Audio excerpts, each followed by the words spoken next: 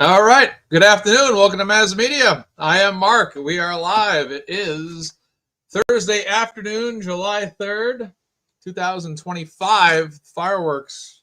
Nope, I'm on mute. All right. Well, we'll start over again then. Why not? We'll redo it.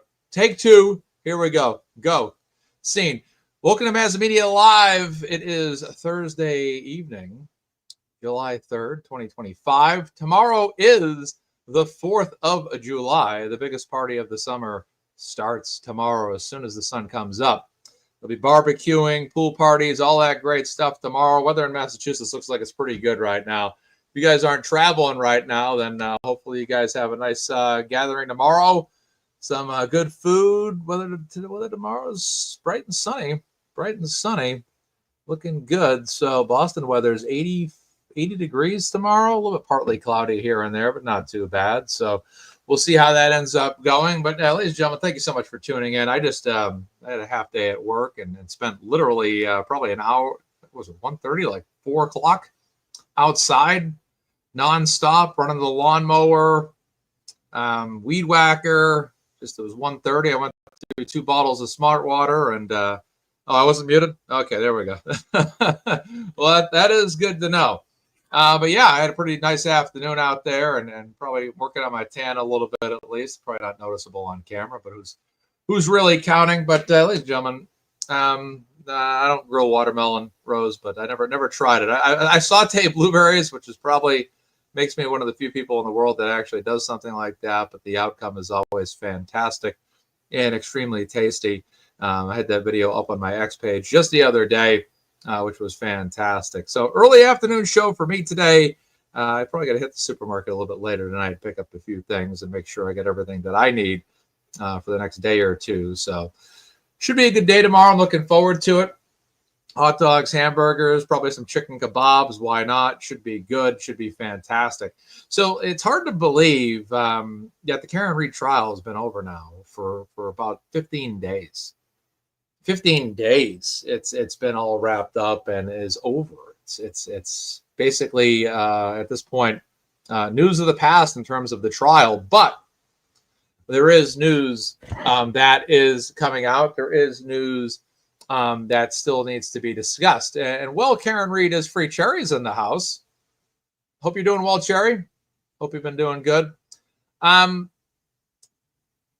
While this trial is over, Karen Read is a free woman. There's still some other aspects to this that could get a little bit intense, and that is civil lawsuits coming her way, and anything else that may come her way. We'll see. On the contrary, who knows what lawsuits Karen Read's and her team are prepared to file. Rumors are swirling, of course, that she has a civil attorney, obviously. And they probably have some suits to file of their own. I'm interested to see who she's going to sue when she does do that. Will it be the state police, Canton police, various individuals? I don't know. I don't know what the plan is, but I am interested to see what she is going to do and how she is going to conduct herself. I see Dennis Sweeney's in the chat. Hope you're doing well, Mr. Sweeney. Hope you guys are doing fantastic, holding it down in Canton. A lot going on in Canton, obviously, little by little changes coming to Canton.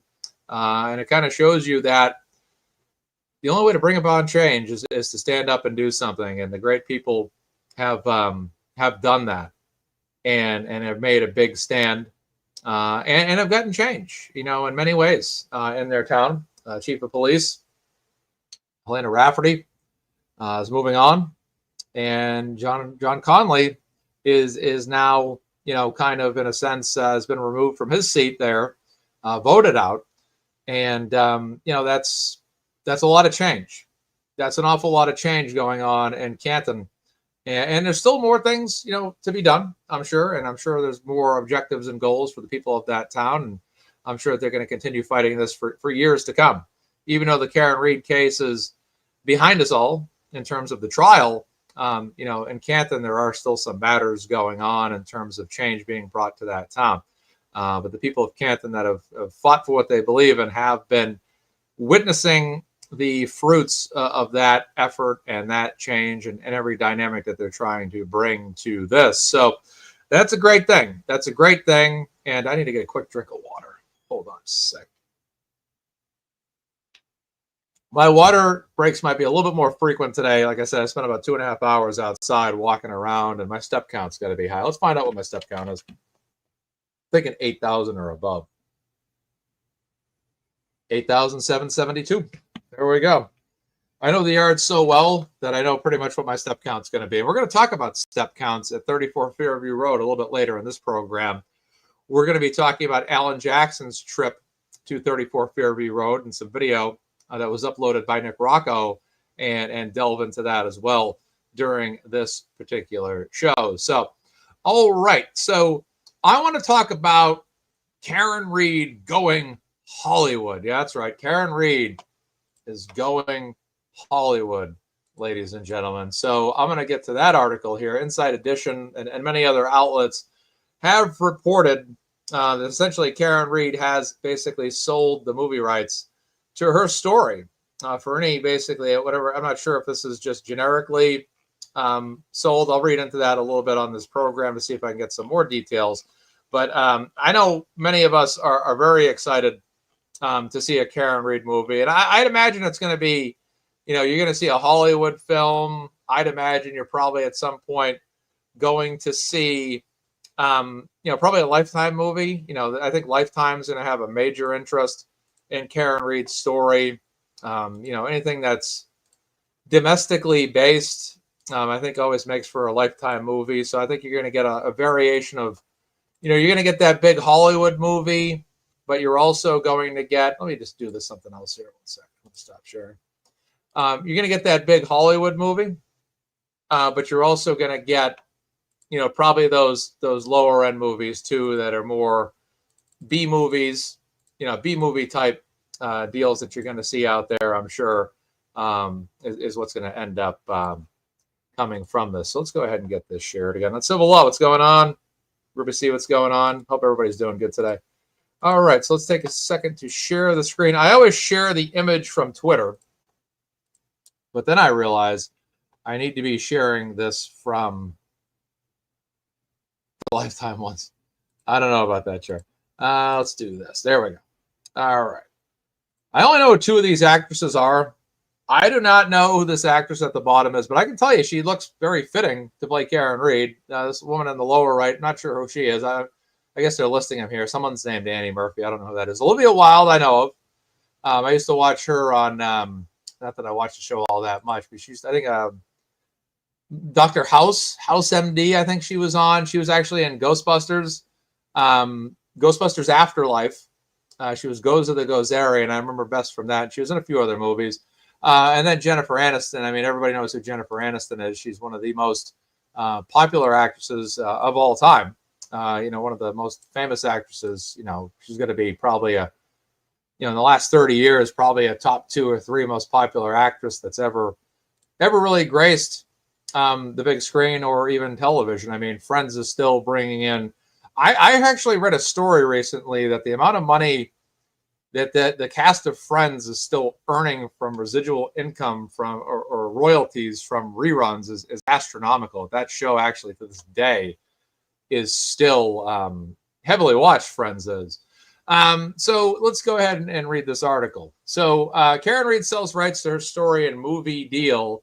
This article is from June 30th. Just 12 days after she was found not guilty of mowing down her boyfriend, Karen Read has a movie deal. She and her attorney, Alan Jackson, have sold the rights to their story and there's already buzz about who will play her in the movie. Speculation centers on Jennifer Aniston, Olivia Wilde, or Annie Murphy. Read's trial and retrial transfixed the nation. There's already a documentary about the case. Excuse me. A Body in the Snow, which is a very good documentary on Max. I could see Evan Peters playing Aiden. I actually believe if anybody's ever seen Jesse Eisenberg in The Social Network and in Batman versus Superman, I actually think Jesse Eisenberg could play the role of Aiden really well. He has that tough demeanor, but that intelligent demeanor at the same time. But he also can be the good guy, but also have the toughness to him. And I think also Joseph Gordon-Levitt. I think Joseph Gordon-Levitt could play Aiden very, very well. I think that he is another person that has the goodness, but the toughness, the intelligent level, personification of himself to really go out there and perform well. And I think both those actors are very good age-based actors to play Aiden in a movie. Those are two of my picks. Some people have said Matt Damon, Jeremy Renner. I think those actors are a little bit too old, but you never know. Now, I'm actually, believe it or not, I'm actually against the idea of Jennifer Aniston playing Karen Reed. And here's why. I think that I believe that Karen Reed would be better played by Jennifer Aniston if this movie was made somewhere around 2002 to 2000 and maybe 12. And, Jennifer Aniston is older than her. And, I think that I don't see it. I mean, Karen Reed's only, a couple of years older than me, and that casting recommendation by Kathy Slaw. Oh my goodness. That is a riot. I just think Jennifer Aniston is just too old now. And I don't want to be like the guy. It's like, oh, she's too old, but you want to cast someone probably within like a reasonable range of age. And I think that Jennifer Aniston would have been more suited for that role if this movie had been made and the story had happened, a long time ago. And I know a lot of people want to see Jennifer Aniston play that role because I think that there's a correlation between Jennifer Aniston and the way people see her. And I think with Karen Reed. And Cherry's trolling so bad. Cherry, it's always good to see you trolling me, Cherry. It's been a long time since I've seen you, so I hope you're doing well. But yeah, I think that Jennifer Aniston kind of has the attributes of someone that shares Karen's like it girl factor. Like this is definitely going to be an it girl role, I think. Woman of the moment type role. And I think Jennifer Aniston embodies that. I think Jennifer Aniston embodies her, her grace, her intelligence, her toughness. Jennifer Aniston has a lot of toughness because if everybody remembers Office Space, when she expressed herself about this is me expressing myself about how much flair that I have. I do think that Aniston, acting wise and performance wise, could play that part. But I think everybody's saying this too old. There's someone said Tom Hardy is Turtle Boy. I do think that that's another good another good choice as well. Definitely. Yeah, everyone's saying she's too old for the most part. Now I'm actually, for me, I do like Olivia Wilde as the choice. I do. But she's not my first choice. I do think Olivia Wilde could play Karen Reed very well, exceptionally well. I think she's an underrated actress. I definitely do. And I think she's also within age range as well. I think she's, like I said, one of those actresses that's kind of underrated. But it's my opinion. There, someone just said the name I was just going to say. It just came up in the chat. Repent or Burn just said it. My personal pick, and I've said this on Twitter, is Margot Robbie. Because I think that Margot Robbie has a lot of acting range. She's within a good age range to play the part. And if anybody saw the movie when she played Tonya Harding, she shows you how much she can really hone in on a character and play it extremely well. And she was very good as Harley Quinn. And she was very good in Focus, the movie Focus. She was incredible in The Wolf of Wall Street, obviously.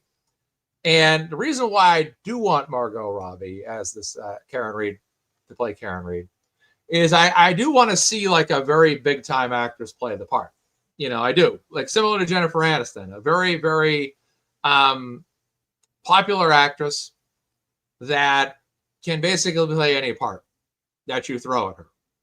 And And I think that that's what that's what I see here. And people, I think, I'm not trying to say Karen, I'm not trying to compare Karen Reed and Tanya Harding. Don't get me wrong. But I'm saying that in comparison to Margot Robbie demonstrating that she can hone into playing a role that's basically a biopic and hone in and perform that character extremely well. That's the reason for that analogy. So I don't want to. The trolls might be like, "Oh, you heard what Mazza said. Take it to X." And okay, Cherry. Okay, but yeah, I think that Margot Robbie would be a great actress to play that role. I think that she, even when she was in Focus, the movie Focus with Will Smith, she kind of showed her ability to play a little bit, maybe not businessy, but she did a little bit. And I also think that for Margot Robbie, I think she has the acting chops to win an Oscar one day. She just needs the right part. And when you look at her performance in The Wolf of Wall Street, there's specifically some scenes where she gets in very fierce arguments with Leonardo DiCaprio. Well, one of the things that are a subject of this story is legitimately arguments with John O'Keefe, arguments with other people, an intense fight and passion, which Margot Robbie has acting-wise. So I think that that Zero Brain Damage recommendation is actually really good with Kristen Wiig to play that other role. Very, very interesting choice right there. I actually do like that. But I think that Margot Robbie's my first pick because I think she hits all. I think she's got the age range. I think that if you just color her hair, she's like Olivia Wilde. All these actresses kind of look like Karen Reed enough, enough to play the part. They don't look exactly like her, but enough to play the role. And I think that Margot Robbie would look convincingly like Karen. And you just color her hair and kind of match it up with Karen's hair color. Boom, you're all set. And I think that, she has all the acting chops to do that. I definitely think she'd be great for that role. And I think there's a lot of good actors, like we talked about, that could play Aiden.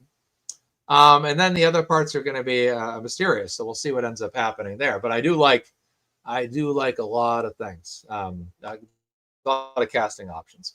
But a lot of times in Hollywood, like someone like me who's watched a lot of Batman movies,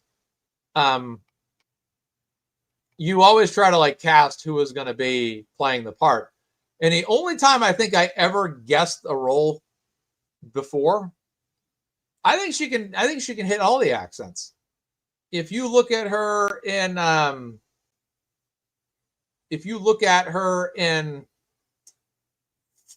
Wolf of Wall Street, I think she kind of shows she can do the accents pretty well. I think she can do that. No problem at all. No problem at all. Not bad at all. Mark Cunningham's in the house. My guy, what's going on, man? Hope you're doing good, man. Happy 4th to you too. Then, I think about Alan Jackson. I think there's a couple of good actors that could play that. Robert Downey Jr. I saw suggested, and I was actually kind of taken back by that suggestion because I actually think that would work. I actually think that Robert Downey Jr. would be able to play that part. I think he could nail it. I really do. And if you saw the movie, come on, what was the name of the movie? Oppenheimer. I think he definitely could knock down that part. I'm not sure what the age difference is, but I think he could pull that off. I think Bradley Cooper could pull that off. I think that, who would actually be a great actor to play David Inetti, in my opinion? Or Robert Alessi. Christian Bale. Christian Bale.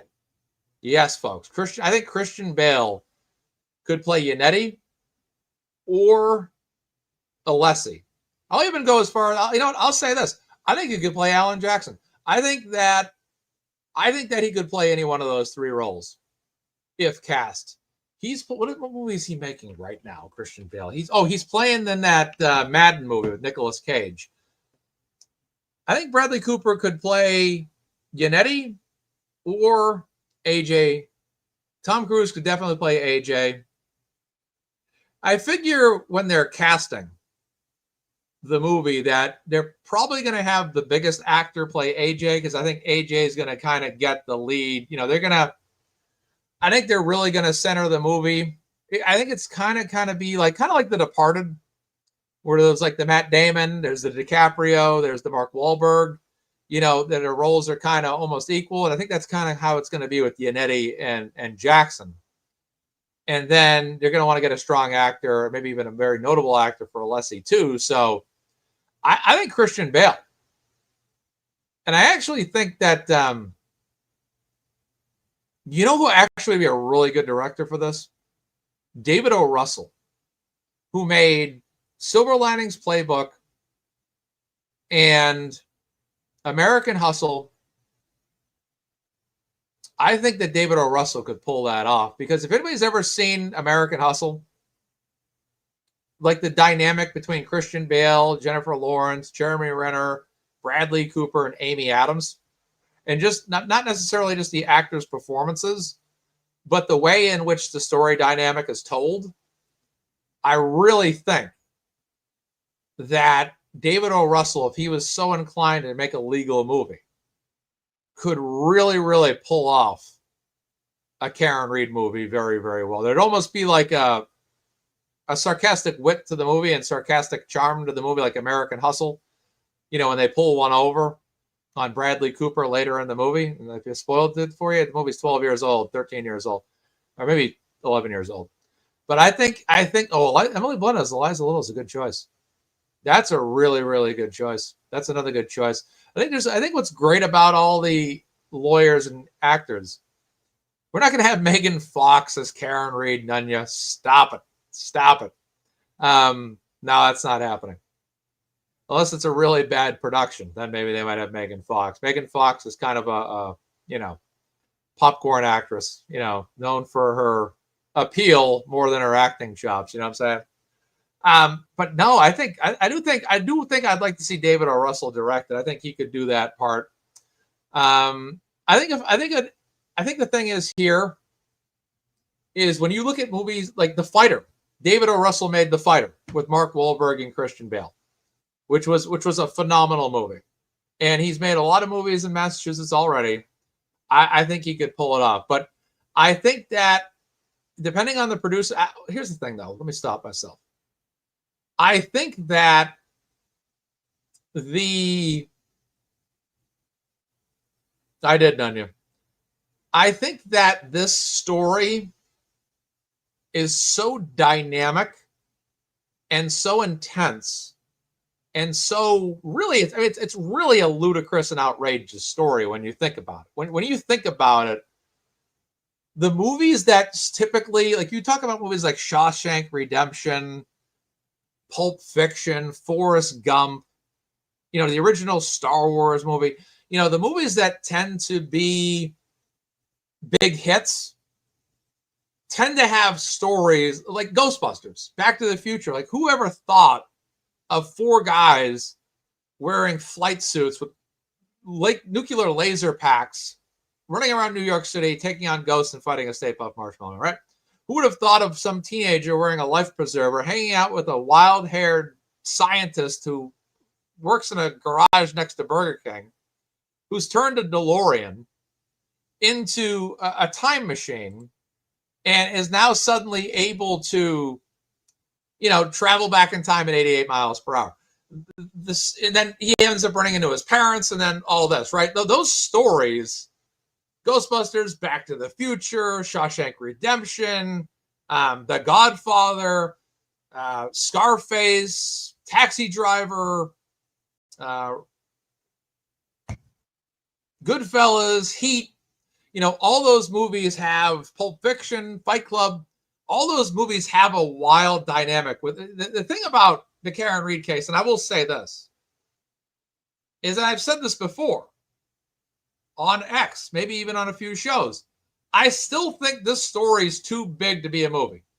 I still, if anybody's ever watched American Crime Story on FX or even American Horror Story on FX, there's a certain type of storytelling that is done. Like that The O.J. Simpson case, for example, they had a whole season on that. I never saw, but I did watch the Bill Clinton one with Monica Lewinsky. I watched that whole season, and it was an incredible story. I mean, there was so much story there that they needed 8 to 10 episodes. But if they do it, it's got to be to the level of American Crime Story, or it's going to be something Netflix does, or some big time production company that can, like The Old Guard 2 just came out with Charlize Theron and Uma Thurman. Like, they can get big time actors and actresses on their program and get a great performance. And I think the issue with the Karen Reed story is too much has gone into, like, for example, A Few Good Men was about one trial. The Karen Reed story is about 2 trials. Additionally, the backstory about what happened to Santiago in Guantanamo Bay in A Few Good Men was just a very simple incident. There was not much mystery. The suspects were known. There was no conspiracy theory about who caused William Santiago's death in that movie. It was a very quick, they went into his room, ordered the code red, carried it out. He died, he choked, and he's dead. But the Karen Reed story is very dynamic. From her and John going out to one place, meeting people at another place. There's so many characters where in A Few Good Men, the characters are involved are like two privates, and Cherry will probably comment on that because that's the way Cherry is. And some other people that will be on screen, and it's 3 characters tops. But with the Karen Reed saga, before a trial even begins, you got chief of police, you got cops, you got state police officer, you got Michael Proctor, you got Michael Proctor's partners, you got, then you have the whole offshoot with, everything that happened with Aiden. And the story is so big, that if they really want to tell the Aiden story here, that's a chapter. I mean, the Aiden story, you could make a movie about Aiden as the main character as well. It's the story can be told from Karen's perspective, or it could be told from Aiden's perspective. It could also be told from the lawyer's perspective. There's a lot of perspectives here that could be discussed. And I think when you're looking at a movie, that's where it starts to run the chance that certain characters are going to be condensed, minimized. Like, the movie will come out, and one day so many of us will be like, there's so much they didn't talk about. They didn't talk about this. I can imagine already people like Microdots and Olivia who know everything about this case inside and out, easily picking it apart. Like, oh, they missed this, they missed that. They missed this, they missed this, they missed that. And there's going to be so much, because if it's a 2-hour movie, 2.5-hour movie tops, I don't imagine that the studios are going to allow it to go any longer than 2.5 hours. Probably they like to have 2 hours so they can get more showings. I can't imagine that they're going to want to have too much story, meaning they're going to really strip this story down. They're going to go for the biggest parts. And usually when a Hollywood production company tells a life story, they kind of have to make it a little bit more juicy, meaning they have to kind of level up how crazy the story actually was. In this case, they don't need to level anything up. It's already done for them. This is the wildest story. This is one of the wildest stories in this century, in this state of Massachusetts, other than the Boston Marathon bombing. This is the biggest story that's happened in the state of Massachusetts that I can possibly think of. So, it like I said, it's going to be, this is the studio, for example, if they include Aiden in the movie, they would have to decide, well, if the movie's going to focus on Karen and her attorneys, how much of this are we going to have for screen time to factor in Aiden? And God forbid, number one, they don't include Aiden. Number two, God forbid they don't mention him, right? That would be a severe injustice. But number three, God forbid it's a bit part. Like the last thing you want to hear is like, a scene where, Karen tells Alan Jackson, I'm talking with it's like in the movie Eraser. If anybody's seen it, I don't know how many people have seen it, but Vanessa Williams is looking to talk about insider stuff going on at her company. And she ends up talking to a journalist about what's going on. And that actress that was the journalist is only in the movie very briefly. So that could be a situation that happens when they talk about Aiden in the movie. Are they going to keep it brief? Are they going to be like, they're going to have a scene where Karen only mentions him, like, oh, I'm working with a journalist who's going to get the story out. And, then there's a scene later in the movie where it's like, the movement's really growing. The internet's really picking this up. This is great. But all you hear them is really kind of talk about it in passing. Like that could be something they try to do, which is something that would suck because it's not enough Aiden and it's not enough free Karen Reed people, right? So they can have that kind of storytelling where they use it kind of in passing. And then maybe at the, during parts of the movie, they talk about, Aiden getting arrested. Aiden getting out of jail, Aiden being in court, things like that. They could only maybe feature Aiden in a sprinkled sense.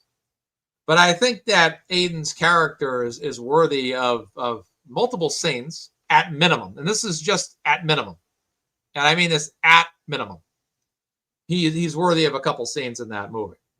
Even when he went to Boston, all that stuff. Because realistically, as Karen Reed's supporters, we have to really understand there's two ways they might tell the story if they do it incorrectly. They might tell a story that's about, that features Aiden as a supporting character or maybe a lesser supporting character. And then, he would be the gateway to the free Karen Reed movement, right? Or there could be a situation where they almost mostly omit him.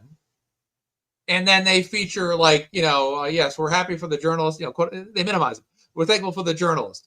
And look what he's done. And look at all the people that are out there. And then that means that they might just show us in passing.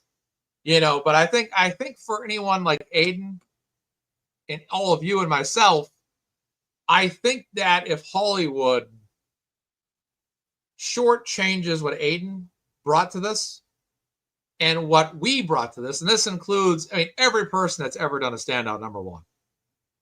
Every single person that's ever stood outside that courthouse, number two.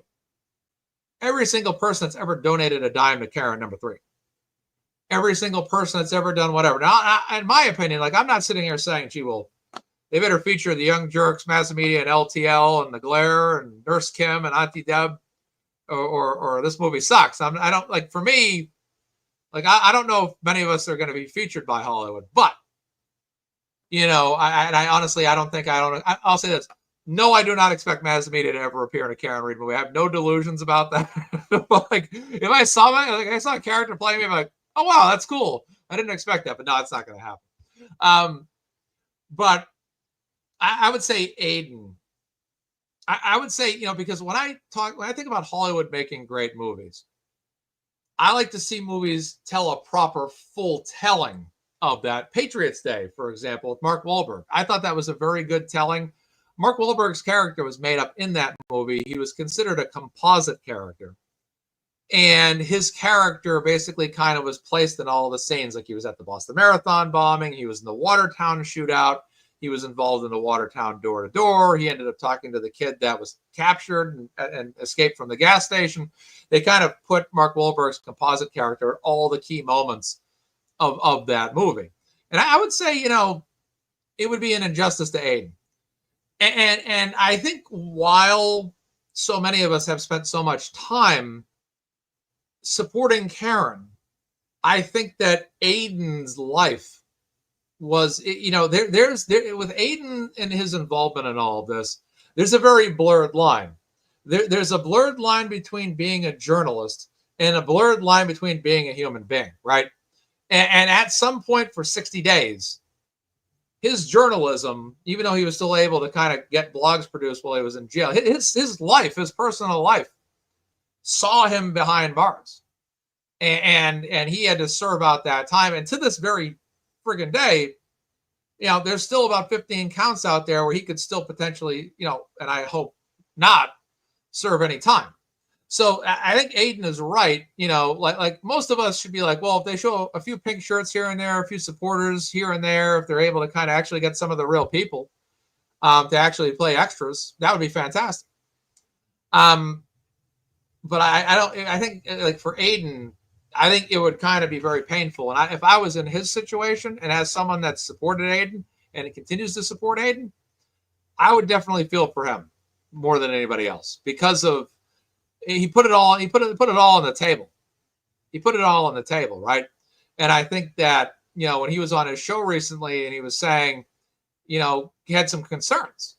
I would definitely see why he would feel that way. And I think all of us would, because he, Karen Reed worked with her attorneys, but she also had a lot of communication with Aiden, like with MazzaMedia, for example, right?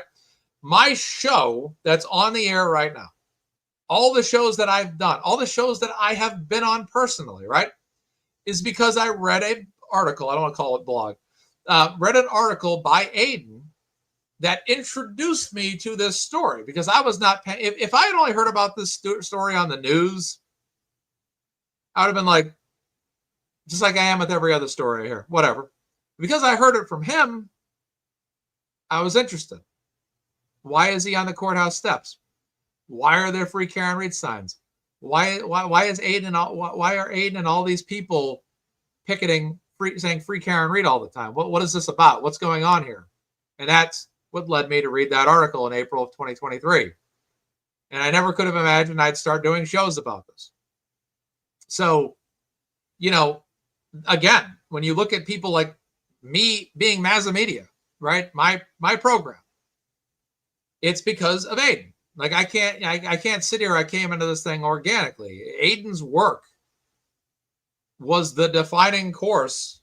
Karen could have stood in front of court all day and it could have been on the news every day. And I probably would have been like, I don't know, just another story. Because I followed Turtle Boy for a long time, and I read his articles.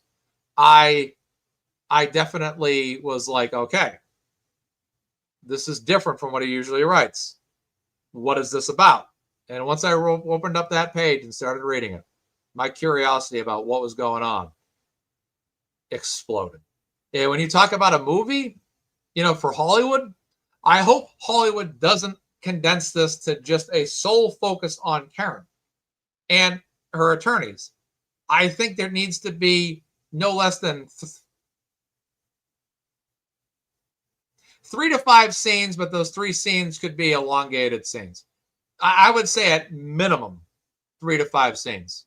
I mean, he should have at least, 10 to 15 minutes minimum screen time in that movie. That's minimum. And that's pretty good for a supporting actor in a 2-hour and 30-minute movie. That's pretty good. Someone said, Aiden's never going to jail. Stop that shit. I never said he did. I never said he was. I never said he was. That's why we have to fight. Because they're trying to put him behind bars. And we need to continue to fight for people that they're threatening to put behind bars. So I don't believe personally he's good. Just like I didn't believe Karen. I didn't believe Karen was going to jail. But I sat here the night before the final day of the trial and fought about how concerned I was. Oh, thank you, Mike Nichols. And fought and was concerned about Karen Reed still going to jail, them trying to screw her over, forcing a third trial. Okay, Mike Nichols, thank you so much. I'm sorry about that. We must have misunderstood your comment. But I didn't realize you were responding to somebody else. My apologies, Mike. Mike was referring to the chat. Thank you guys so much. That's okay. I'm like, gee, I'm not upsetting people, am I? But yeah, but you never know. Like, you never know. Like even though I was like I said multiple times on my show, I believe Karen Reed was going to get acquitted this trial. I had a percentage that was about. I was not concerned about her going into prison. I was concerned about them declaring a mistrial and forcing a third trial. That was what my biggest concern was, because I knew they couldn't put her behind bars. And I don't believe Aiden is going to go to jail, but I am concerned about the powers that be trying to make that happen, and maybe trying to get him on, say, like one of those 15 charges that are out there. That's my concern. I think anytime anybody's ever in a situation like Karen or Aiden, I think despite the level of confidence, this is actually a good conversation to have on this show. Despite the level of certainty that you don't believe they're going to be, convicted, I think that there's always a chance that it could happen, right? Like Karen Reed, for example. She did not get acquitted on the OUI charge, right? They got her on the OUI charge. Small charge, probation 1 year, but they got her on, right? And so I think for, for us supporting Aiden, is I think this is important for everyone to support him, of course, and make a donation to his fund is for that reason, is that they're going to try to ding him on at least one thing. And what could that be? And we've seen with the Karen Reed trial and even Aiden's matters, how hard and relentless they are, about this. And many people that are Turtle Boy supporters and Karen Reed supporters unanimously agree that these are bogus charges. And he's also significantly overcharged at that. And realistically, he shouldn't have been charged at all for anything. But, that's kind of the situation that's going on. So, yeah, I think that personally for him in terms of movies, he definitely deserves to be in this movie. Like I said, no less than 3 to 5 pivotal scenes or featured scenes, and that's minimum, and no less than maybe 10 to 15 minutes in that movie. So I think that would be great, minimum, and that's all minimum. But it's up to that studio to decide, we want to talk about Karen, her attorneys. Do we want to talk about, and outside of the realm of Karen and her family and her team, do we want to incorporate the journalism aspect? Do we want to incorporate what the Free Karen Reed movement people were doing? And I think but the thing is, anytime it's in a studio, it's like when they make a movie that's a true story, whether it's a blockbuster movie or a made-for-TV movie or a streaming movie. A lot of times those stories can be told by different production companies, different directors, different producers, and I think they need a miniseries as well, Darlene. That's my thoughts too. It's really up to them to decide, which characters do we want to feature? How often do we want to feature those characters? You know what I'm saying? And I think that's where it kind of gets a little bit slippery. But I think everyone here would agree that Aiden would be considered a significant character, a significant person that should be a featured character in a movie or series. But I think if you have, people are starting to talk about this as I did earlier, if it's like American Crime Story on FX, that gives you much more time as a producer or director to have not a 2 hour, 15 minute, 2 hour, 30 minute window, but maybe like a 45-minute episode over 10 episodes. That's quite a bit of time to introduce and incorporate more characters into your story. So I think that's why I think if it's a series, production-wise, there'd be more of an avenue to feature Aiden in a lot more of a significant role, even though I do feel that after, I don't want to say after, I want to say aside. Well, after Karen would be the main character. Then they'd probably feature her attorneys. They'd probably talk about David Yannetti and her, the first, it would be probably like Karen Reed and the Night Out in Canton. Karen Reed meeting David Yannetti. Karen and David Yannetti deciding what they need to do. Then getting Eliza Little and Alan Jackson. Then Karen talking to Aiden. So Aiden would probably come in like in the fourth or fifth major story arc. And then at that point, he'd start to be incorporating. So depending on the direction they want to go, they would, they'd have to make him a supporting character. But I think he would be a strong supporting character for many reasons. Number one, getting back to myself, other people, like I think the Glare, other people have followed this because of Aiden. When you look at our shows and how much fundraising we've done, right? it's Aiden getting that story out there that led to us following the story, that led to us doing fundraisers that would have never worked. Our shows would have never contributed anything to these fundraisers if there weren't so many people out there that were Karen Read supporters that were watching shows like this, that when we did those fundraisers, made those donations. So it all ties back to Aiden when you look at the Free Karen Read movement. So that's very important stuff. So like I said, I would definitely sit there and say, if they don't talk about Aiden, they haven't given you the whole, at least it doesn't have to be the whole story, because no movie ever really does tell the whole story, but to have a full telling of the story, which means it's hitting enough of every portion of the story that's significant of what happened, you got to have Aiden in there as a supporting character, at least in the fourth or fifth story arc in that movie. I know if I was writing the movie, it would start off with an introduction to Karen and John, them having a night out, them meeting the other people that were at C.F. McCarthy, the waterfall. It'd start off with C.F. McCarthy's. I'd have him talk about the waterfall. I'd introduce all his other characters that they meet. I'd take it to the drop-off. I actually wouldn't tell if I was writing the story, I actually would have Karen just leave the house. And at that portion in the movie, never go into what happens after that. Literally just have Karen leave, go home, go to sleep, wake up frantic, then start texting, two other people, start searching, come on, think about it. I got it all in my head. I got so many thoughts coming in because I know I'm hitting this right. Then start figuring out where he is, then finding out what happened. Then she goes home. Then she gets arrested. Then she meets David Yannetti. I would tell the story in that fashion without ever talking about the theory or showing the scenes where he actually goes in the house, where she just drops him off, leaves, goes back to One Meadow, goes out, searches for him, sees him in this state, because you're introducing this movie to a new audience. And I think you want to tell almost from a movie perspective, a mystery story. So I think that from that perspective, you tell the movie that way. And then once she's framed for it, Karen at that point is still trying to figure out what happened. So then you introduce, then later in that movie, you introduce theories. What could have happened? What may have happened? And that's when you start to have scenes where they're like, it's kind of like in Jack Reacher.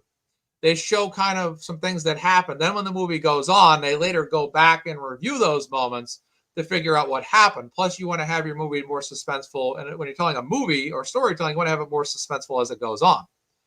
So I think that you want to save the inside of that house to be a mystery for later in the movie. And then they start to theorize. Then they start to speculate. This actually was the plot that they used for JFK. They didn't start to show you what Lee Harvey Oswald did or didn't do until the big court scene later on in the movie. Back and to the left, back and to the left. So I think that you could almost tell it Oliver Stone JFK style, where as they're in court, then as Alan Jackson's talking about what happened, then they have those scenes playing with Alan Jackson's character, Yannetti or Leslie's character, talking in court about what they believe happened when they're cross-examining.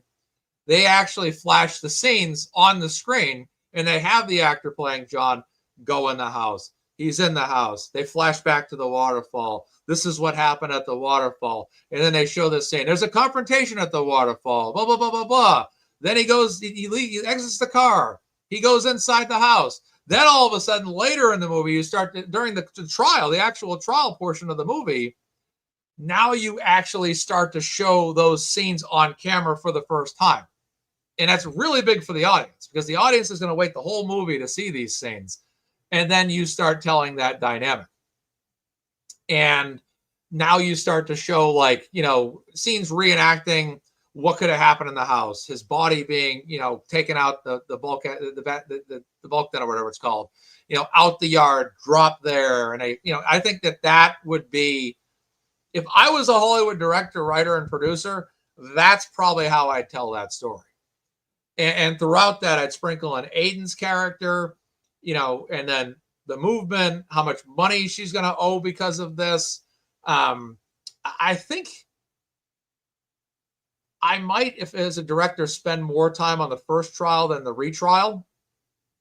And I think I might play into if as a director, writer, producer, if I was the person in Hollywood doing this, I think I might take the first trial and give that a more significant chunk of the movie. And then the second retrial, I'd give it maybe about half as much screen time as the first trial, because I'd spend a big portion of the movie in between trials, them trying to figure out what to do next. And then I'd fit that second trial about them just kind of knocking it down left and right on what they're going to do and all that. And then talk about the appellate court, talk about all. But that's probably how I'd write the movie if I wrote it. And I think it'd be a powerful telling of what happened. And I think it would probably go pretty well in terms of storytelling. But I think that you have to have Aiden in the story. I think it's really non-negotiable. It's really non-negotiable not to have Aiden in that movie. You got to have him in the movie. He's got to be featured. It's a major part of the story because like in these are tweets I wrote in the past. When you're sitting here following this, like if you're going to talk about Karen Reed's character, right, or in a movie, right, you're going to have a scene where probably she's going to say something along the lines of, "Oh my God, what they're doing to him is exactly what they did to me, maybe in a different way," right? There has to be that scene somewhere in that movie because she's fighting for her freedom, and she's also fighting to prove that she was framed and John O'Keefe's murder was covered up. And then in real time, prior to the first trial, you see what's happening to Aiden. You see how he is basically, they're going after him every way they can. They literally lock him up. That's a major story arc right there. That's something that when you talk about a book, you talk about a movie or a series, a limited series, whatever you want to call it, or whatever they want to do, that Aiden portion is very, very significant, not only for what he did for her in terms of writing articles, popularizing the story, but what they did to him when he stood up to defend her and how it validated that what Karen's saying happened to her when most of us weren't paying attention was literally validated in real time by what happened to Aiden. And I think that that's a major story part right there. And if I'm a director, producer, writer, that character portraying Aiden Carney's path through all of this and how it ties into Karen is a significant portion of that story. And that's my thoughts on that. I think that it's just too huge. Because for me, when I was still, I learned about this story in April 2023. By December, I'd already been following the case. Really, probably, I think in June and July was when I really picked up. I started to kind of read about it, notice it, have a vague understanding of it. But it was really June, the summer of 2023, where I really started to, then I started to tweet around July 23, all that. But I feel like what happened to Aiden was a really, really huge piece of it for me.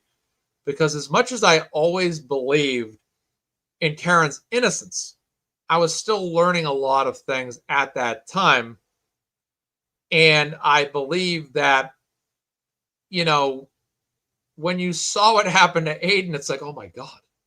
I mean, this is literally validating what we believe that they did to Karen.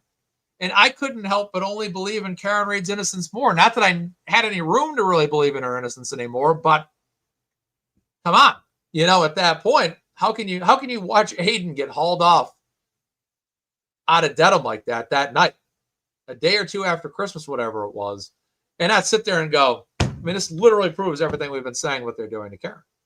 Is they're just trying to shut her down and stop her. And now here's a guy that's been journaling and he's being hauled off. I mean, it's just, it is absolutely wild and crazy stuff, as Johnny Carson used to say it is. And it's, when you talk about a movie that needs to have charisma, captivating scenes, shocking scenes, why would you not include Aiden? So hopefully they do. Hopefully they do. I'd like to see them do that. That would be fantastic if they could. All right, let's share a different screen here. I'll get a drink of water after all this talking. Thank you for the super chat. I'm going to read that off right now. Yep, someone says, that's not someone, Norman Corey, thank you for the super chat. You can't tell Karen Reed's story without Turtle Boy. Sorry, but that's a fact. It is a fact.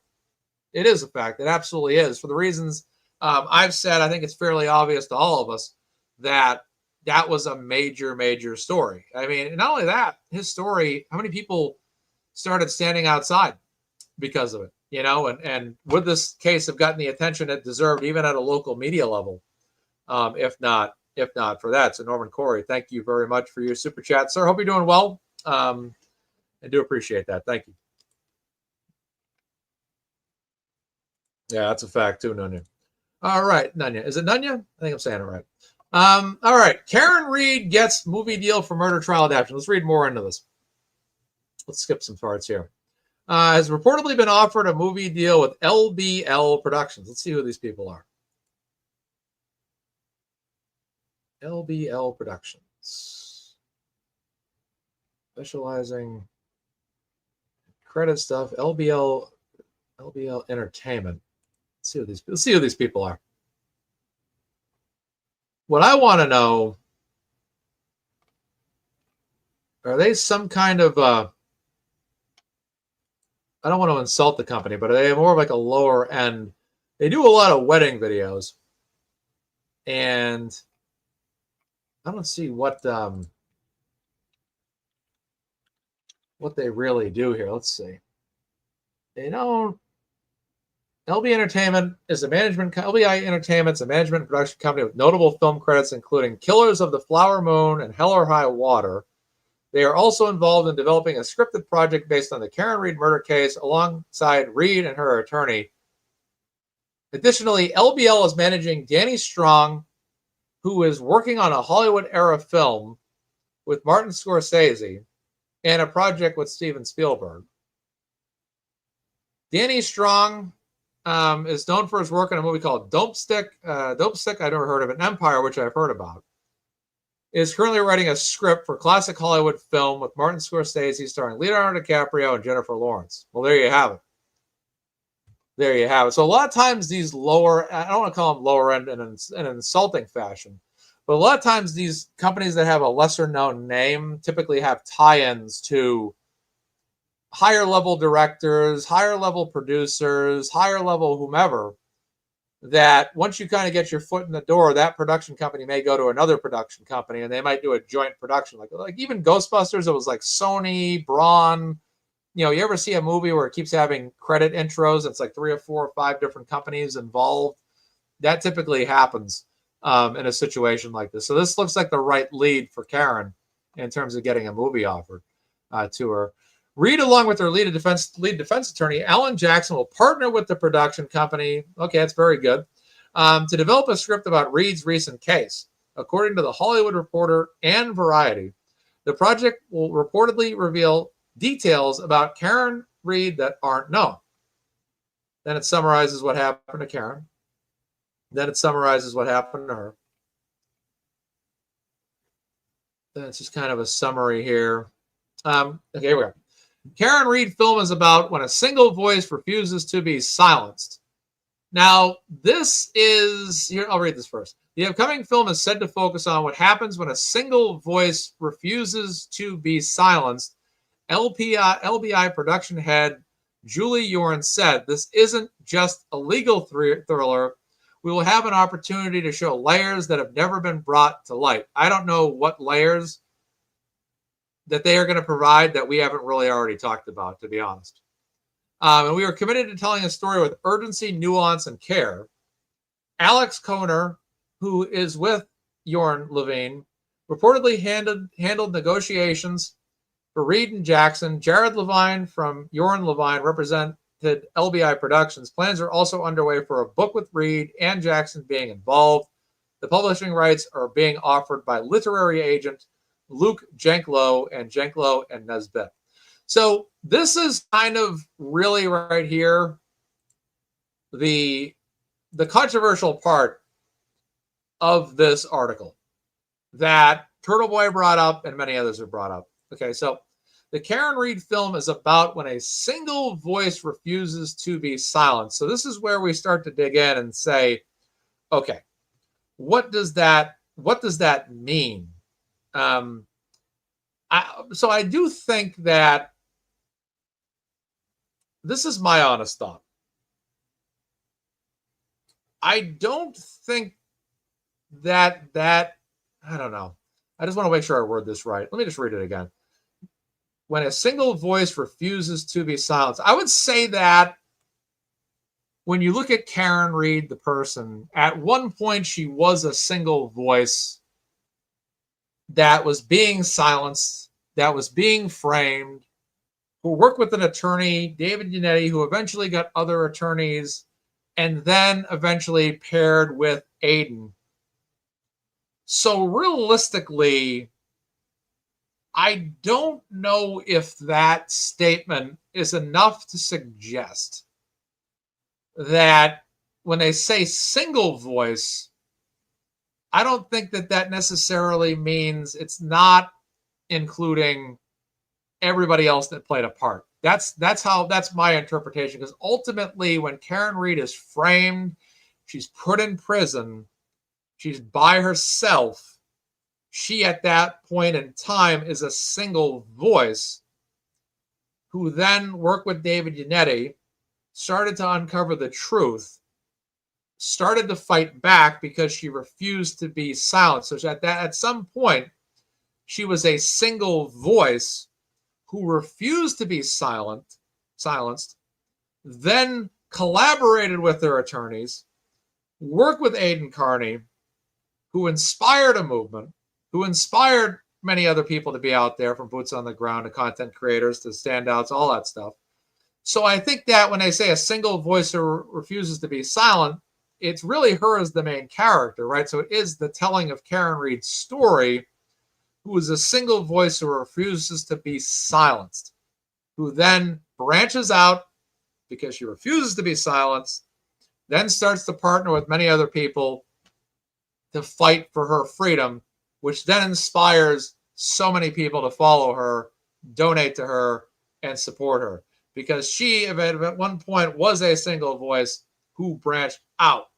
So I don't think that necessarily means, it doesn't necessarily mean it's going to solely be about her, but not Aiden, her, but not Free Karen Reed supporters. I think that overall, that could just, really what I'd say is this: it's really no indication at this time, until we learn more information about what people, characters, content, journalists, attorneys, McAlberts, whatever, are actually included in the story. So I think that's, I don't think because it says a single voice, I don't interpret that as meaning it's only going to be about Karen. It's not going to be about Aiden. I think that it tells me that it doesn't tell me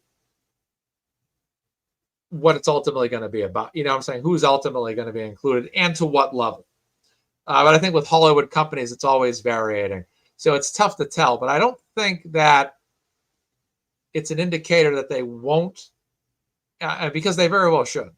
They very well should include him, Aiden, in the story, and Free Karen Reed supporters in the story, without question. There's no question about it. And that's how I look at it. That's how I definitely look at it. But like I said, I think it's an injustice to Aiden and Karen. Like I said, I think that a lot of times these authors, when they write these articles, they tend to just talk, like Karen Reed would be the subject matter. It's her story. She's, obviously she's going to be the main character, as we expect. Alan Jackson, Yannetti, those really hand-in-hand main characters, supporting characters, but it will be interesting. Hopefully it is. I just hope that the studio, however they produce it, movie or series, produces it right.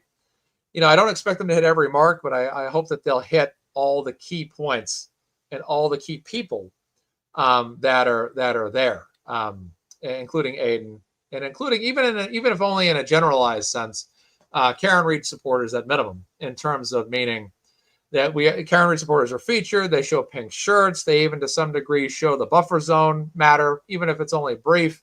Would be things I'd be interested in seeing.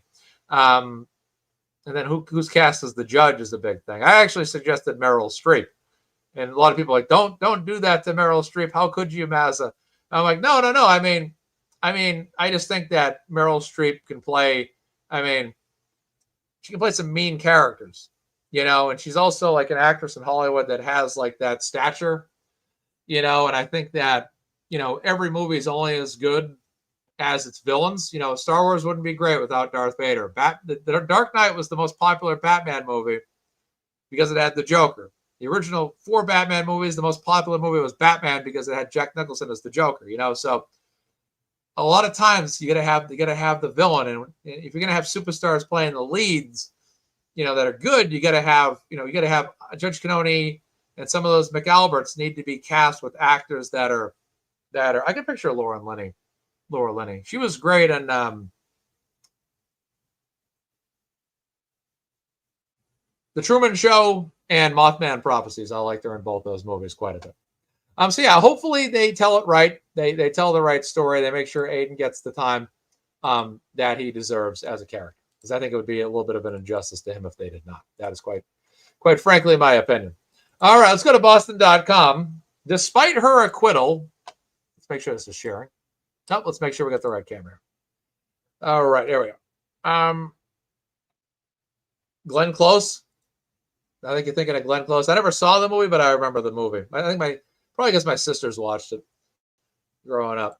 All right. Despite her acquittal on murder and manslaughter charges, Reed could still be on the hook legally for John O'Keefe's death. So this is kind of the after the fact saga now. Now that we know Karen Reed's been acquitted, the trials are over. She's not going to get convicted of anything except OUI. Now there's almost an aftershock effect here, which is basically civil suits, which we all knew were coming. Anybody that followed the first trial remembers what happened towards the end, and knows what ended up happening there.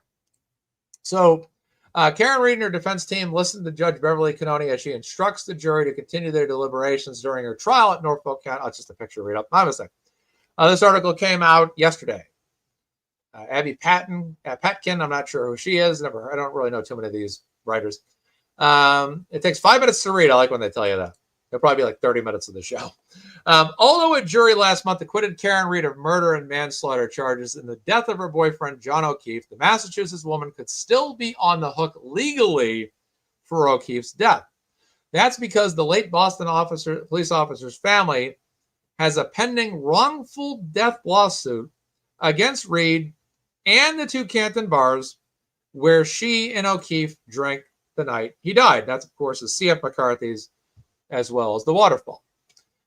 Filed shortly after Reed's 2024 mistrial, the Plymouth Superior Court lawsuit alleges Reed was under the influence of alcohol and unable to drive a motor vehicle safely as she drove O'Keefe to an after party early on January 29th, 2022. Notably, jurors in Reed's second criminal trial recently found her guilty of operating a motor vehicle under the influence of liquor. Plaintiffs in the wrongful death suit include O'Keefe's brother, Paul, his parents, and his teenage niece, who lived with O'Keefe after she and her younger brother lost their parents just months apart. A lawyer for the family did not respond to requests for comment. That's going to be the... wait a second. What are the allegations? Here's what to know about the pending lawsuit. What are the allegations against Reed?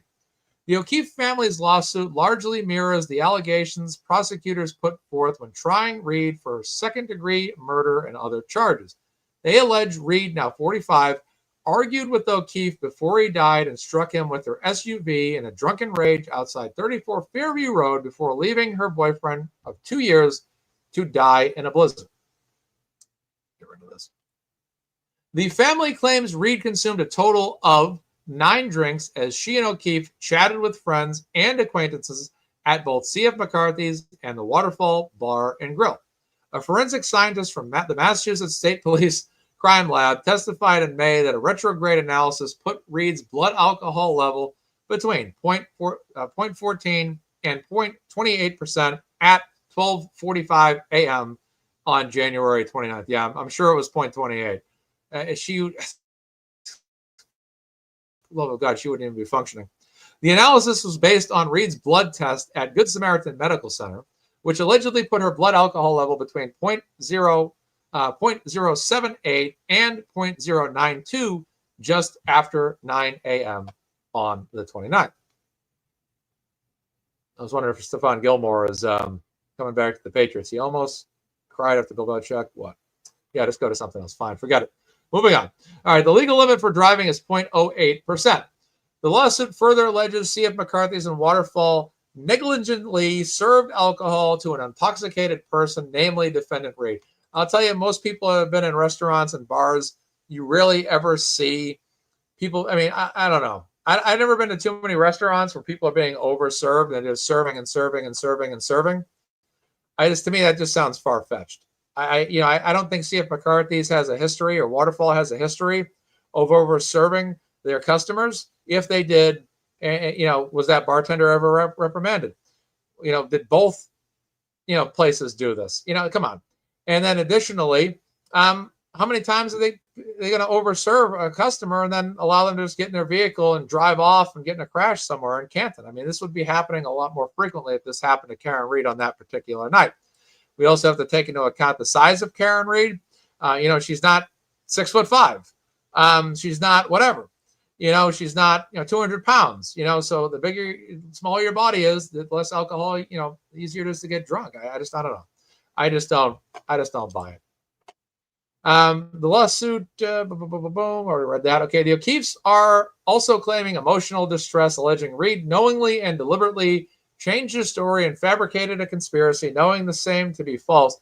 The only thing I would say about Karen Reed's storytelling, and is if there, this is just my opinion. This is not necessarily a comment to the comment as it is to trying to understand Karen Reed. And, if in fact she did tell stories a different way, could that have been because she was still digesting the story at the time? And really, she knew her reality, but she didn't know the other reality of what may have happened to John and caused that. So that's just my take on that.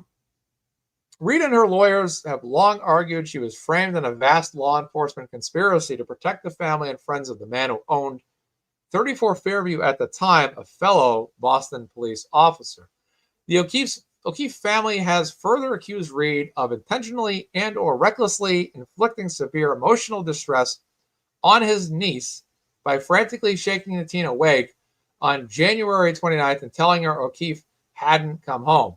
Just 14 years old when her uncle JJ died, the teen allegedly heard Reed say, "Maybe I did something, maybe a snowplow hit him, maybe I had hit him, maybe I hit him, we were in an argument, maybe he got hit by a snowplow," according to the lawsuit. So it tells you there in that quotation that Karen Reed was really still processing what happened, trying to figure out what happened.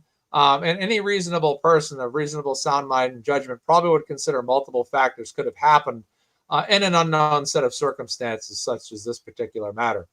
Reed knew that the teen was a vulnerable minor who already lost her parents tragically and depended on her custodial uncle JJ, who became her surrogate parent, the complaint alleges. How can Reed face another trial if she's already been acquitted? While Reed's conviction on the drunk driving charge and acquittal on the more serious charges brought her criminal case to a close, that verdict does not shield her from potential civil liability. Among the more notable examples of defendants who faced this legal dynamic is O.J. Simpson, the infamous football star and actor who was found not guilty of murdering his former wife, Nicole Brown Simpson, and her friend Ronald Goldman, only to be held liable for their deaths in a later civil suit. Could Reed face jail time? Unlike in her criminal case, however, Reed does not face a possible prison sentence as a result of the wrongful death lawsuit. If found responsible for O'Keefe's death, she could be liable for monetary damages. O'Keefe's family is seeking at least $50,000. What's the burden of proof? Well, prosecutors in Reed's two criminal trials were tasked with proving their case beyond a reasonable doubt. The burden of proof for a civil case is the much lighter preordinance of evidence standard. Essentially, plaintiffs in a wrongful death suit have met their burden when they can convincingly argue it's more likely than not that a defendant is responsible for the death, even if only by a slight margin. I would say this too. I think this is probably important why Karen sells the movie rights now, tries to get a book deal now, which she's doing with LBI Productions, as we've learned, because she'll get money out of that. And if this, for any reason, shape, or form, she does owe money at the end of this civil suit, that at least gives her money up front without even having to fundraise, money to basically, pay out anything if she is for any reason at all on the hook for this. So that's a good thing for her. I think that's probably one of the motivations right now. Did I say the wrong preponderance? I read it wrong. Preponderance. All right. Stated another way, if you were to pull all the credible evidence on opposite sides of a pair of scales, the plaintiff must produce enough evidence to make the scales tip in their favor. Massachusetts model jury instructions explain. Under state law, a wrongful death claim can arise and someone can be held liable for damages under certain circumstances, including when a defendant's negligence or willful, wanton, or reckless act causes another person's death. O'Keefe's family alleges he was injured and died as a direct and or proximate cause of defendant Reed's negligence, gross negligence, or willful, wanton, I hope I'm saying that word right, and reckless disregard for safety. Is Reed's star defense team back for another round? Reed's winning criminal defense team featured heavy-hitting attorneys such as Alan Jackson, David Unetti, Robert Alessi, and Eliza Little. For the wrongful death suit, however, Reed has tapped 3 other lawyers who specialize in civil matters: William Cavill, Christopher George, and Maria Palladini. In the meantime, Jackson, Unetti, and Alessi have been taking a victory lap in media. It's funny. They've been taking a victory lap in media interviews. They've been on a lot of great shows too, which has been fantastic to see them. Reed and Jackson have also teamed up for an upcoming scripted adaptation of the high-profile case. What is the timeline for the wrongful death suit? It's still unclear exactly when the O'Keefe's family's wrongful death suit might be resolved, as the docket gives no indication of a potential settlement or upcoming hearings or trial dates. Last fall, a Plymouth Superior Court judge agreed Reed wouldn't have to give a deposition out-of-court testimony in the civil suit until after her criminal trial, citing her Fifth Amendment right against self-incrimination. A later ruling in April also postponed depositions for Reed's parents and sister-in-law for 90 days or upon the conclusion of the criminal retrial, whichever came first. I guess they're just going to end the article like that. And there's some opinions online there. Okay, let's stop sharing for now. All right, so yeah, that's interesting right there. So really it tells you, there's a lot more that could happen. No jail time. Like I said, that's why I've always kind of long said the most important part is getting Karen Reed acquitted of the charges in the trial. So at the very least, there's no jail time, no prison time, whatever you want to say, prison time for her. So I think the biggest piece of this for Karen, it has been won. It's just a matter of a civil suit. Is she going to be on the hook for any kind of payouts in that particular case, which I said moments ago on the show, which is probably good to get a book deal going, movie deals going, make some money off that, do some big time interviews with some major networks, get those interviews and get some big paydays out of this. Because again, this is a woman whose defense has been, relying upon her initial funds, availability of funds, and then also additionally her ability to fundraise or have a fundraiser. Nick and Jenna Rocco, shout out to them. It's going to be chicken kebabs tomorrow. I got to run to the store after the show and pick up some stuff, and hot dogs. But yeah, I mean, you got a situation here for Karen that you're going to need money because again, she's been fundraiser dependent. Fundraisers have been very successful, and here's the thing: we can continue to raise money for Karen Reed. That's not a problem at all. We can continue to do that. But if she's able to, secure deals that give her more funds available to pay out, attorney fees, legal fees, expenses, and then potentially, if she ends up getting dinged on a few of those suits civilly, then she might have to do some payouts there too. And as we just read, there's a set of circumstances where it actually makes it a little bit more easier for the O'Keefe family than it would be for the prosecution to potentially secure some wins. I do think that civilly she'd probably do just fine. I think there's more than enough, establishment there that she didn't do it. Would be a case, but we'll see how that goes and see how that turns out. So it'll be interesting. Continue praying for Karen long term, and also, she's probably going to file some suits against some other people out there too, and other entities out there too, and really start to fight back and go on the offensive. I heard Tepper's in the chat. Tepper might be able to answer this for us.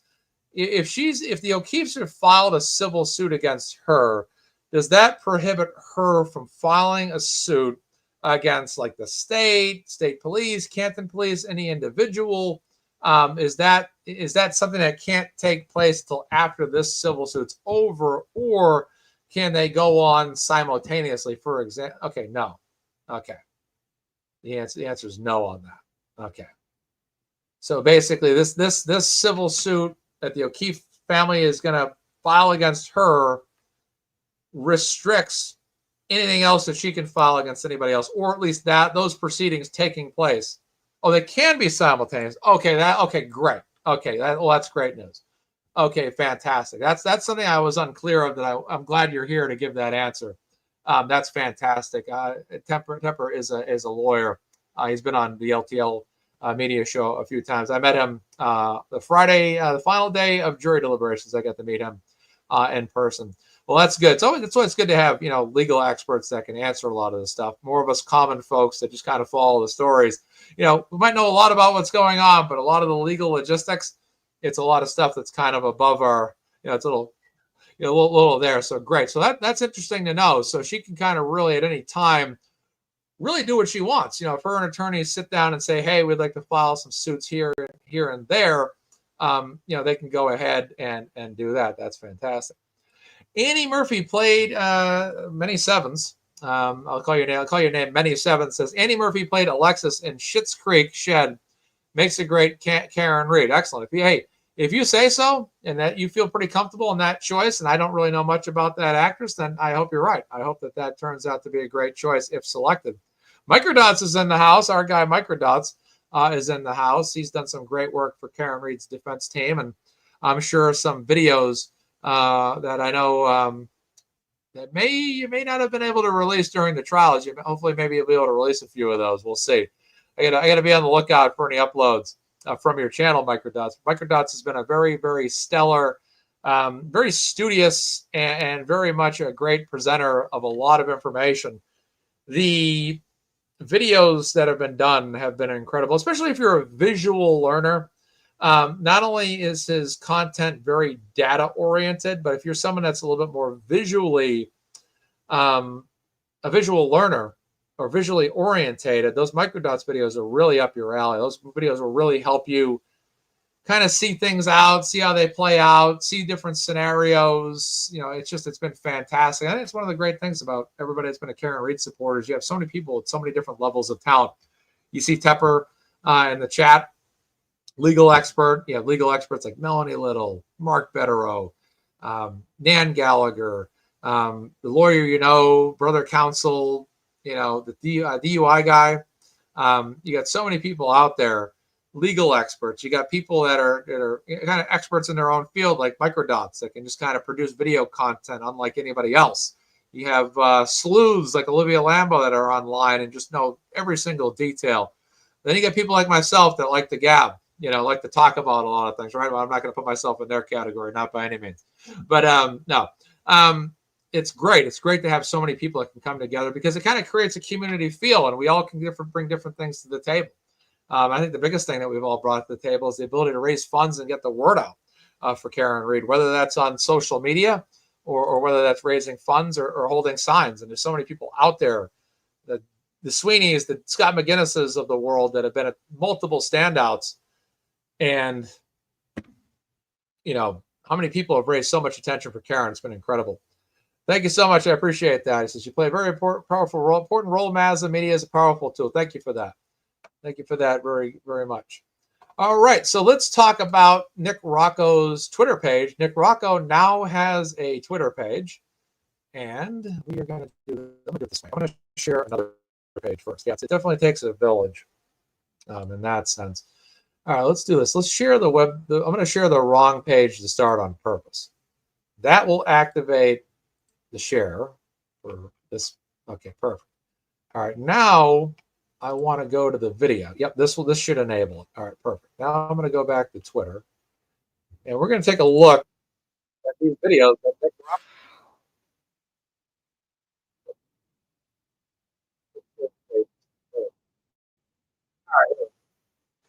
Okay, there we go.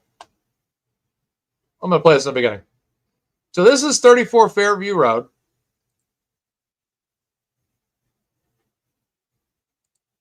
Can I just have everyone that's in the chat, or just a person or two, can you confirm that you can hear me? And number two, can you confirm that you see the video that I'm sharing on the screen? Just want to get visual. I just got a message from my StreamYard provider.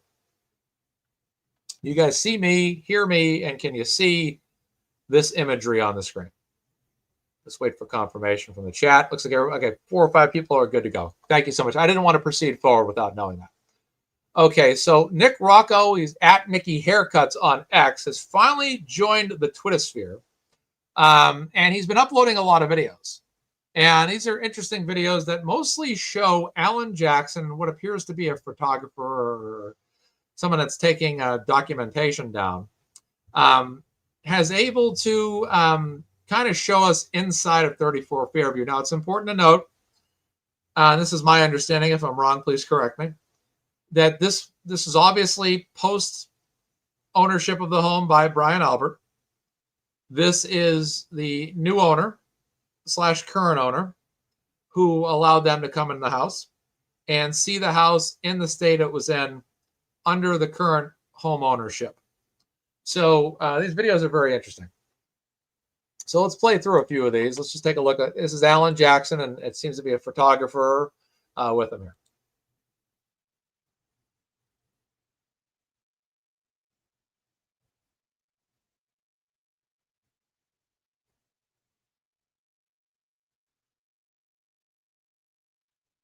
Okay.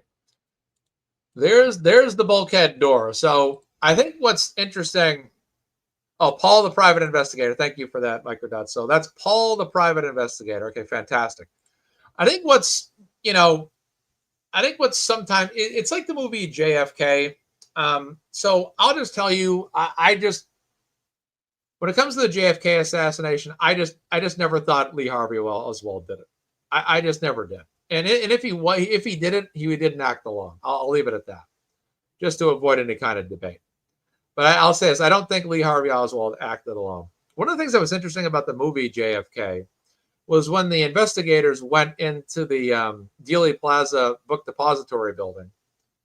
They were able to look out the window that he would have shot out, or any shooter would have shot out.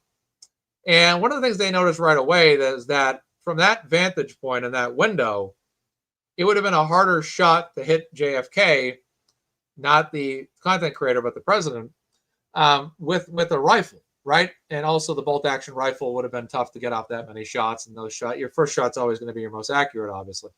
But they noticed when they were up there that the street that JFK's motorcade took the turn on, so it was the street, not the street he was shot on, it was the street before, which was coming right towards the book depository building.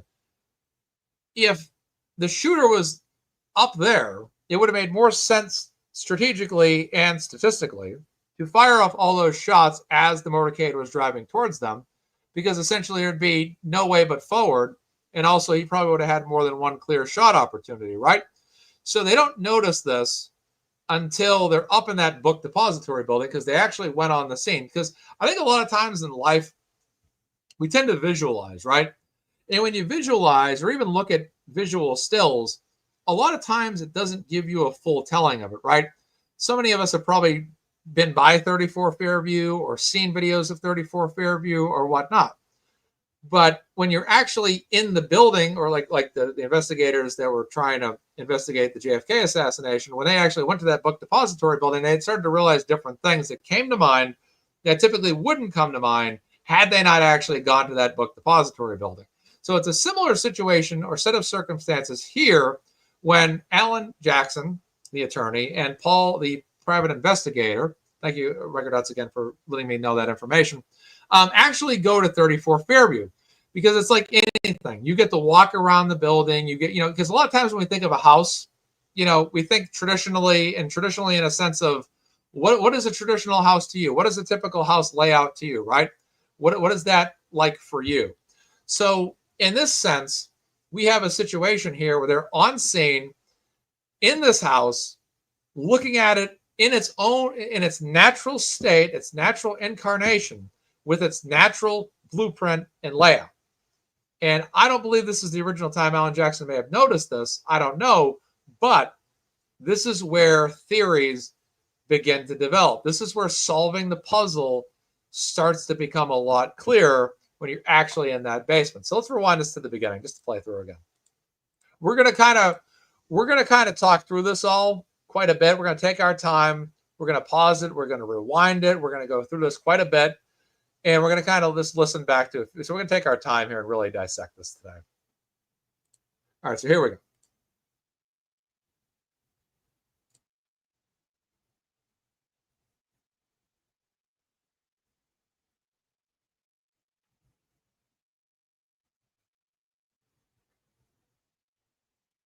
So again, he says, look at that. Because, I mean, that starts to lend itself to a theory. Usually, yeah, isn't that right, Debbie? Yeah, isn't that the truth? Isn't that the truth? Usually, the old adage is always go out, out the back door, escape out the back door is usually kind of like a cliche terminology you kind of hear throughout history. You don't exit out the front door because why? Because there's too much exposure there, right? But if you go out the back door, it's more discreet, right? That's kind of the old adage in life, right? It's kind of common sense. You never go out the front door. I mean, you're not going to walk, if you're moving a dead body out of your home, you're not going to move it out the front door. It would make more sense to move it out a back door or out of the most convenient location. That would make sense. Here we are in the basement. And then Alan Jackson either had this, it seems to me like he already kind of had this theory, or maybe already thought this through and knew of this before. That's kind of the drift I'm getting. But Microdots uses the term microdots as the name of the channel, right? Microdots. To me, microdots is what? Looking at the little things and connecting the dots, right? And realistically, if you look at the microdots, the very small aspects that all add up together, it should make sense. It should tell a full picture. So if you start to theorize, okay, well, I think John O'Keefe went in the house. I think he went down in the basement. I think a fight broke out. I think he was attacked by a dog. I think he hit the back of his head on weight equipment. Well, that's a couple dots right there. You connected a dog attack. You connected how maybe he got the gash in the back of his head caused from a weight room. So it would make sense that if he was actually in the basement, why would they, any rational person that was trying to cover up something, why would you take him up? Why would you take him inside the house and say upstairs and out the front door? Maybe upstairs, maybe a back door if there's one back, whichever, right? It wouldn't make any sense. It would make the most sense that if an attack had, here's another thing. If the attack had occurred upstairs or whatever, maybe taking him out the back door would make more sense. But I think that if the attack, and this is my theory, I do believe in this theory. I think that it happened, I think it happened in the basement. I've always thought the weight bench theory or something back there caused that head injury, the bulkhead. But it makes sense here that if this took place in the basement, this attack all took place Yeah, I got that video coming up next too, Little Miss Red Velvet OG. I got that video queued up. I got a few videos I'm going to go through, and we're gonna take a look at that one too. That's a really good video. It would make sense if this occurred in the basement, that the next move for them in moving the body would be not to take it upstairs, but to take it maybe right out of a door just like this. You know, when it comes to the JFK assassination, I believe in the manhole theory. You may not know the manhole theory, but if you haven't heard the manhole theory about the JFK assassination, consider this. There's a manhole in Dealey Plaza that's underground, that's very comfortable to fit in, and the shooter could literally shoot out through the manhole and take out somebody driving by in a car, right? That manhole they found out, this was a History Channel back in the 90s, The Men Who Killed Kennedy was the special. That manhole, you'd say to yourself, well, how could a guy actually open up a manhole cover, go in the manhole, and not be seen? And then if he was in the manhole, when did he get out? Well, the thing that they learned about that manhole was that manhole had a drain about a quarter mile, half a mile down the street that had an exit where somebody could be sitting in a car and get in and get out. You'll have to look it up, but the manhole theory of the JFK assassination. So in that particular sense, if there had been a shooter in the manhole in Dealey Plaza, that got the kill shot because it looked like it was upward, back, and left the way JFK's head went. It would make sense that he would go back, already being in that manhole, walk back out the manhole, then walk out as the storm drain comes out, walk out, hop in a car, and take off. Makes sense. It's the same thing here. If the body is in the basement, the next move would probably, the smartest move, if you were going to try to cover up a murder, for example, would be to take him right out that bulkhead right there. But that's the thing about this, is you're connecting the basement to the bulkhead, then to outside and where the body is planted. We're going to get to that video because someone just mentioned it. We're going to get to that in a few moments. Let's continue to play this.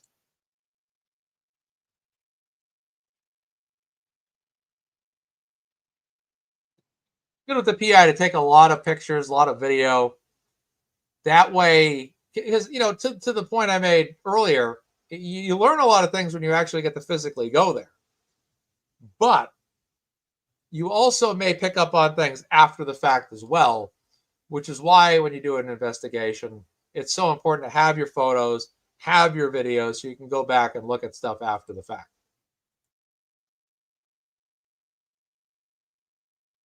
That would make sense. I mean, now if you had a body in the basement there, this makes a lot of sense to take the body outside the basement.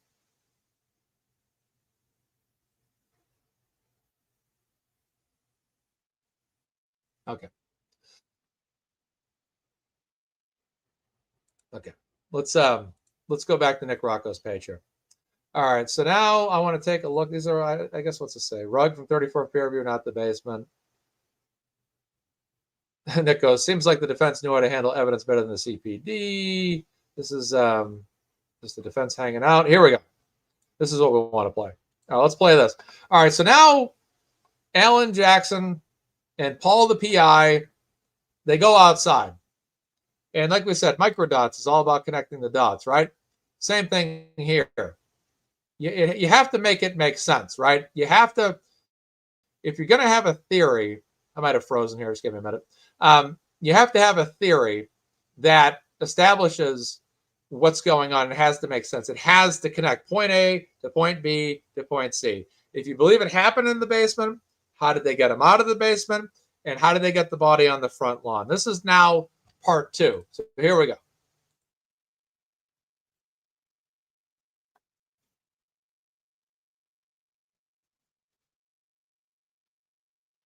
Now, before we get into what Alan Jackson's doing here, he's going to count the paces.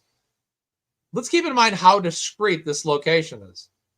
Between whatever you want to say, 1 o'clock in the morning, 5 o'clock in the morning, whatever, you have a discreet location here. It's a backyard. It's dark out, pitch black. It's middle of the morning. It makes more sense to take a body out the back door than it would be out the front door. I don't know. I don't know who was filming. But this makes a lot of sense. This adds up. This is I can't I can't do anything about the volume, guys. I apologize. It is playing. It's on full volume, but I unfortunately can't do it. If you do need to, if you do want to hear the audio, please go ahead and go to Nick Rocco's Twitter page at Nicky Haircuts, or perhaps maybe he posted it on Facebook, and you will be able to hear these videos on your own platforms or system or whatever. All right, so here we go. Here we go.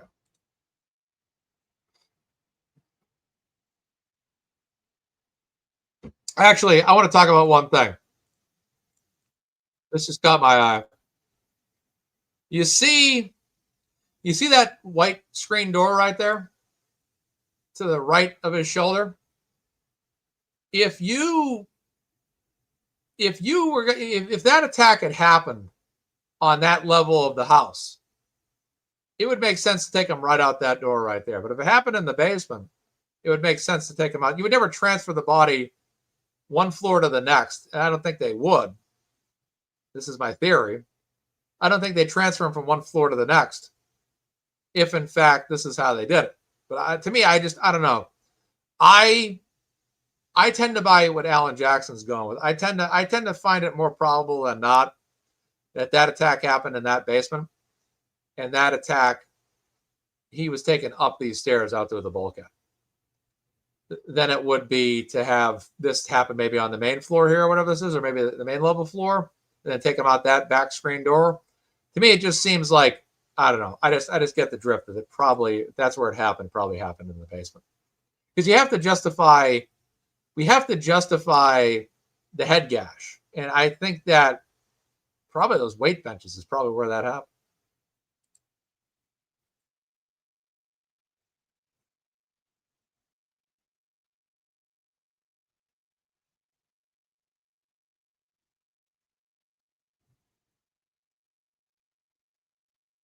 All right. So he's counting off the steps. 15 paces, he says, to that gate, which is secure. There's no visibility back there. Pop that thing open, and then boom. There you are.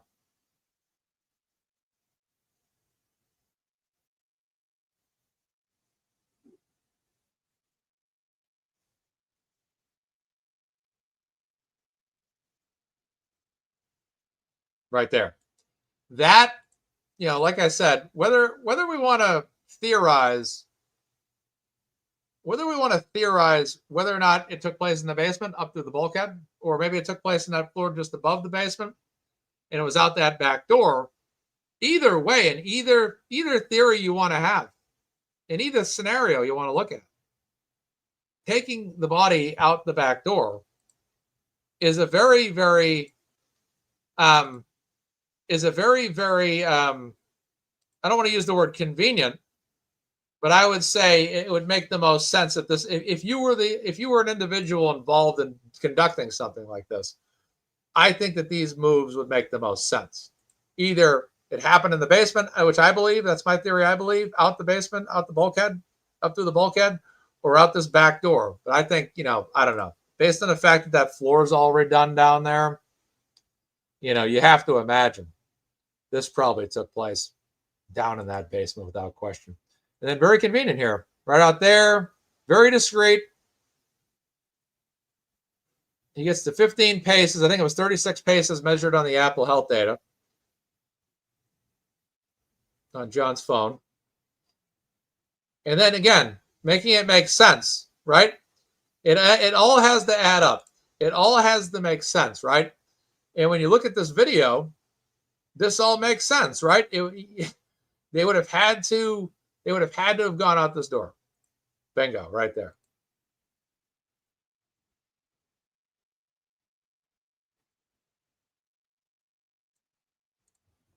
So here we go.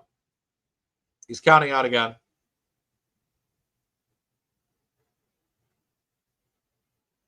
And you know what's crazy about all this? You know what the craziest part about all this is, looking at this video? Is from that I'm going to rewind this. I'm going to play this through for you. I just want you guys to see what I'm thinking. All right. I just want you guys to kind of follow me here. So when he walks out that door like that, right?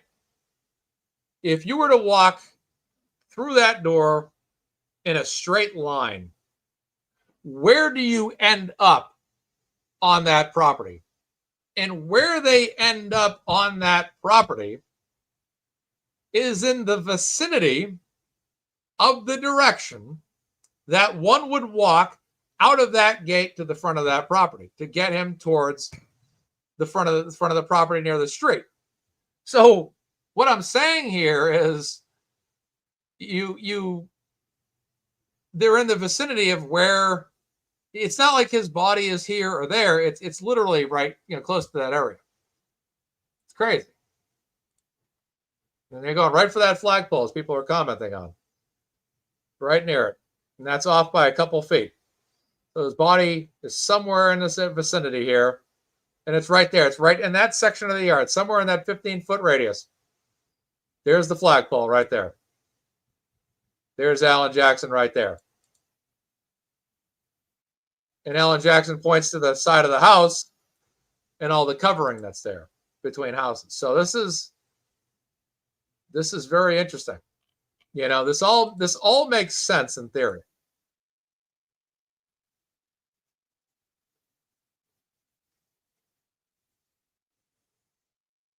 And the thing is too, if you're bringing a body out middle of the night, in this audio you can hear the vehicles. So if they needed to drop back a little bit, they could have dropped back if they needed to, if a vehicle was coming by. But if there's no vehicle coming by because it's the middle of the morning and it's dark out, right out. It all makes, like you said, he goes, Paul goes, I like the theory. It just, no kidding. That's a good point.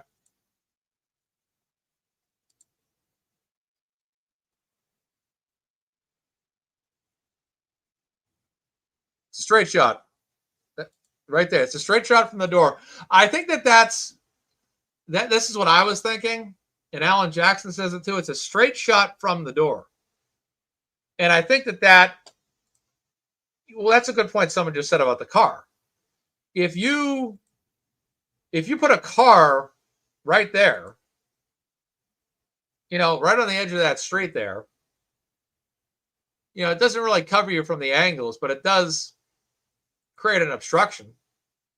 But look, it's a straight shot. It's a total, like Alan Jackson even says it here. It's a straight shot. Just bam.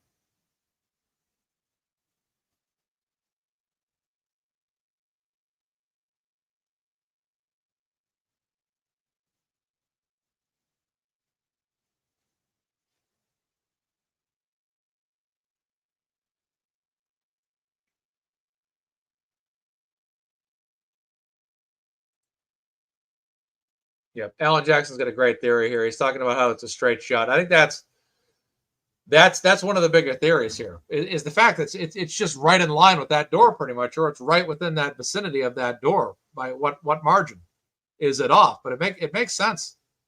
It makes a lot of sense. That's why I believe this theory. I don't know. I've always believed he got his head gashed in the back of those weight equipment. The bulkhead makes sense. Taking him up through the bulkhead and right out that gate, right on that property. Like I said, the Ford Edge, this all to have a theory, your theory needs to make sense inside and out. And I'll tell you one thing, this makes more sense. Like I think someone said a moment ago, I might have shared the comment on the screen. This makes more sense than the Commonwealth theory. I'll tell you that much. Yeah, and he counted the steps. It was 36 steps.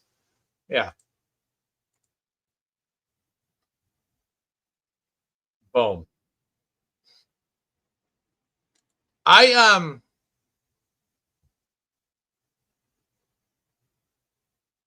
guess I can share this conversation I had with Microdots. I had, I'm not going to share, I don't want to share it because I'll just say this. I'll keep it vague.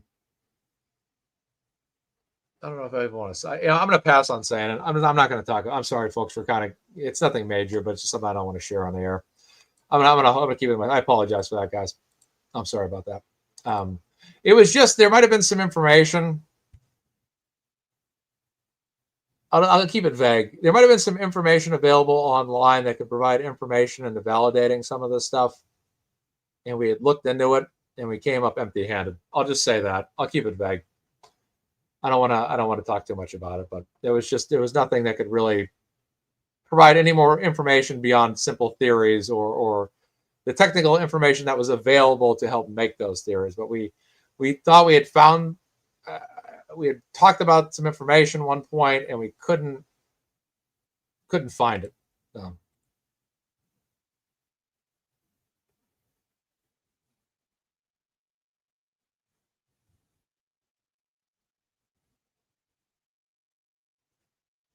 So there you go. That theory works. That theory holds up pretty well there.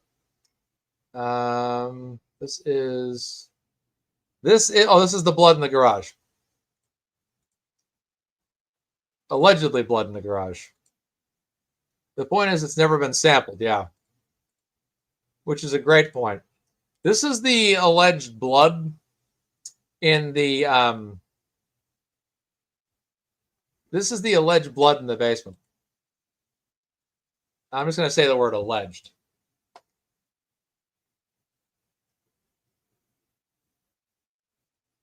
Now, this is just to note this. This is a floor above. This is a floor above and the front of the house, which is the garage.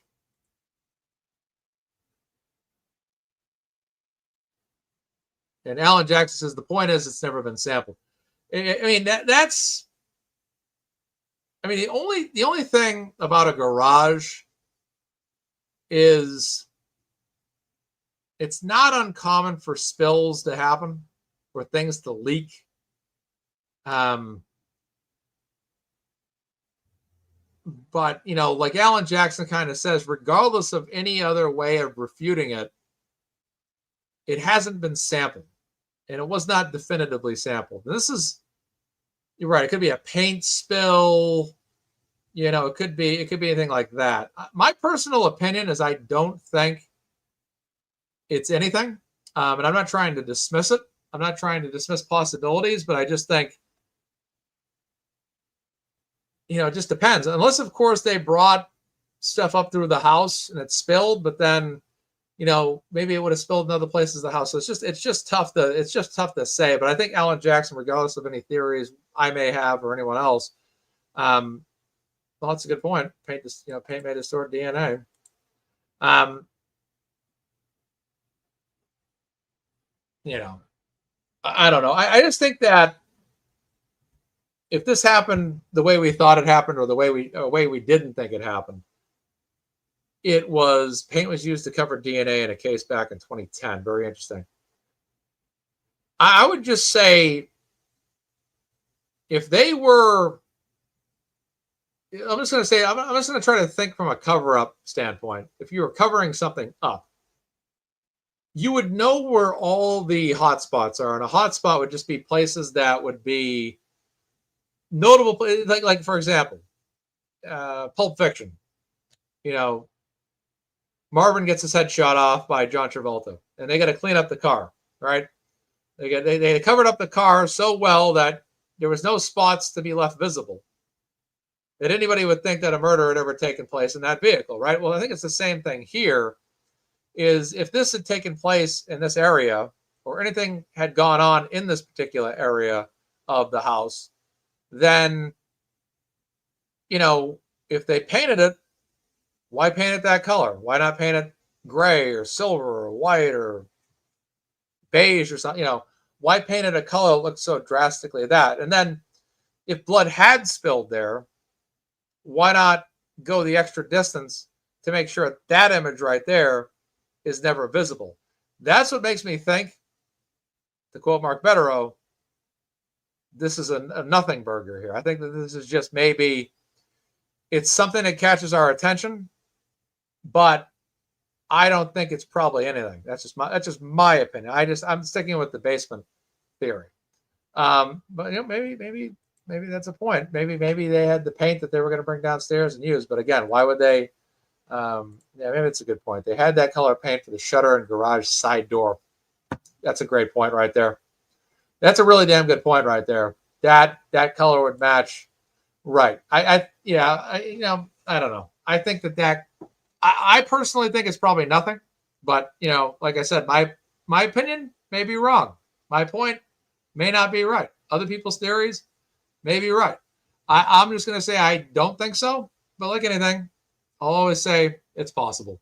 But yeah, that's what I think too. I think it's the basement. That's okay.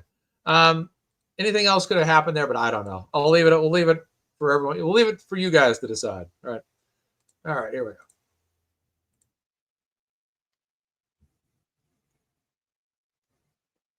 But I think Alan Jackson's point's true, though. It's never been sampled.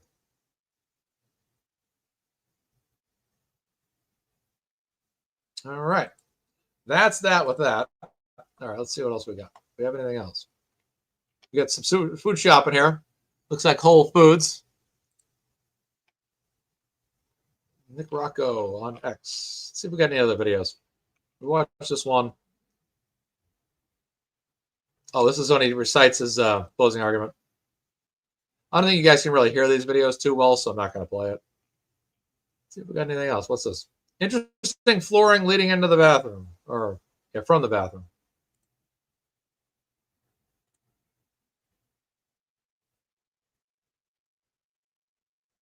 Yeah, the flooring is not very consistent. It's in fact, it's very inconsistent. It's not, usually floor. It's like if you have carpeting or hardwood, or you have a kitchen floor or whatever. Usually, the transition between textures is seamless. It's not so offset like that. You know what I mean? That really stands out. Really, really, really stands out. Play it one more time.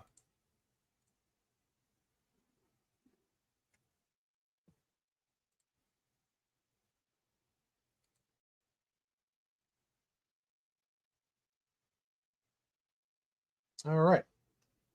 There we go. All right, so that's that. Let's see if we got any other videos. This one, do we see this one yet? Oh, this is the initial basement tour. Let's take a look at this one. And again, look at that floor. Hardwood.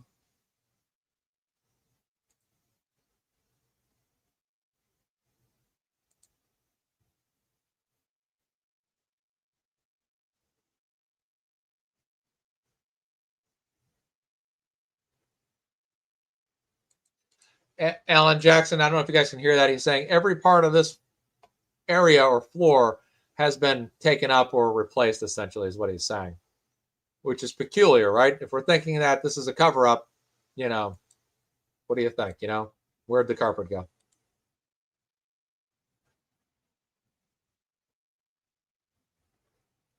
He goes, sorry, not the carpet. He goes, it looks like it's all hodgepodge. The actual floor is replaced.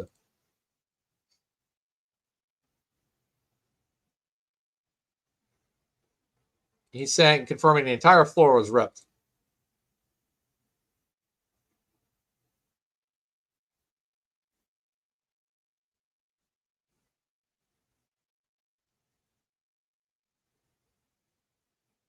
So not only, that's just, that tells you a big story right there.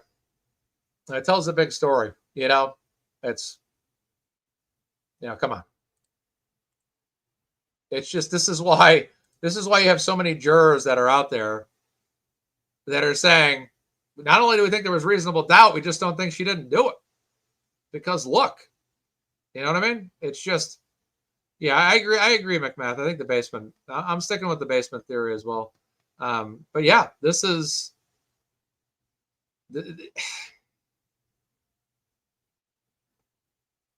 I know you guys already know this. I know we all already know this, but I'm just going to say it again. Karen Reed didn't do this. Karen Reed didn't do this. We already know that. We already know that, but I'm just going to say it again. Karen Reed didn't do this, okay? I just every nook and cranny to give reasonable doubt that Karen Reed didn't do this is there. You go into the basement of this house and the basement floor has been replaced. You know, it's just,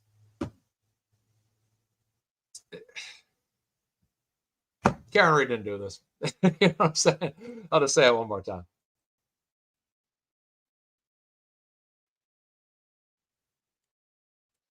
Oh,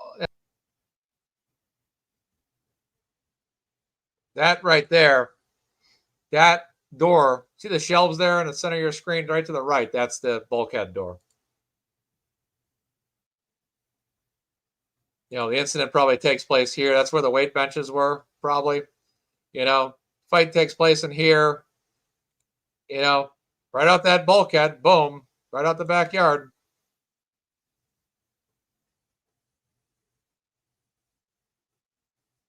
Let's play it again.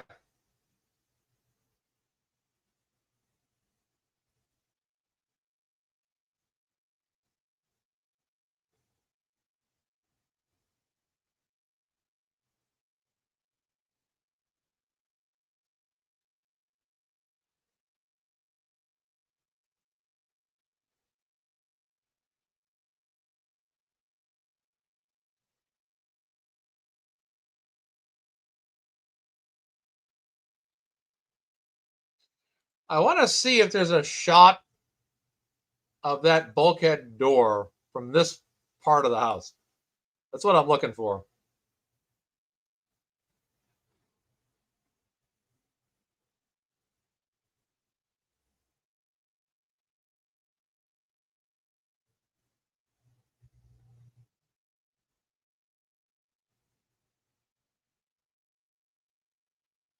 Okay, how is he getting his shot here? One second.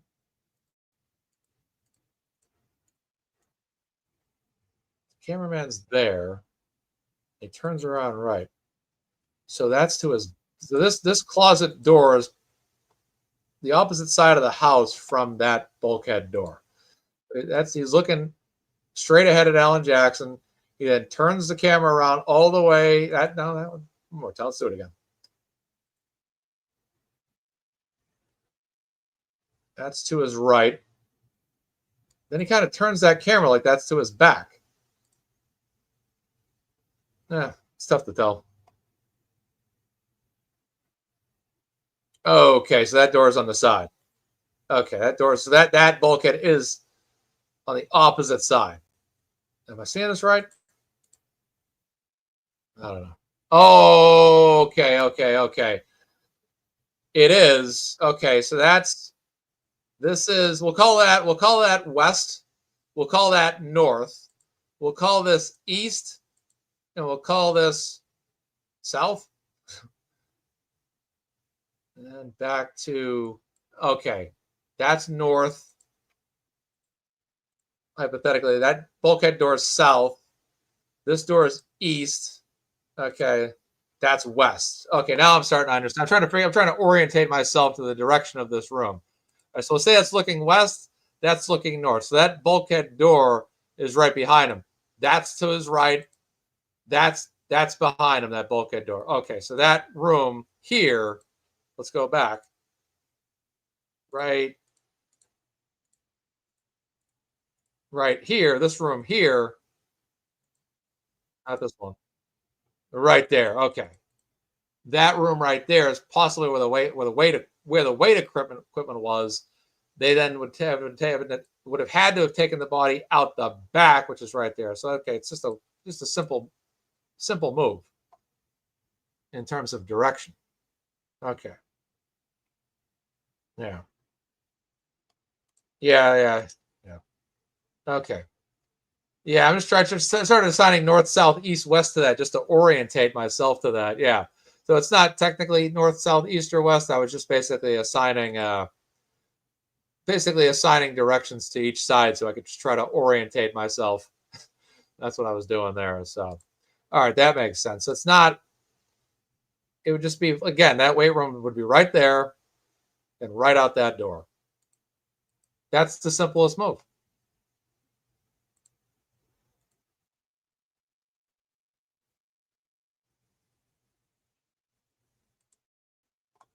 What do you guys think? Do you guys think this happened in the basement? Yes or no in the comments. Yes for it happened in the basement. No. When you say no, it just means maybe it happened in some other part of the house. So yes for basement. No means any other part of the house. Let me know what you guys think. Everybody's thinking the basement theory.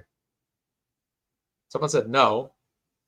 Someone thinks it happened in some other part of the house. Fire and Ice says no. Thinks it happened someplace else. Another person said no. At least 3 no's so far. Someone says basement or garage.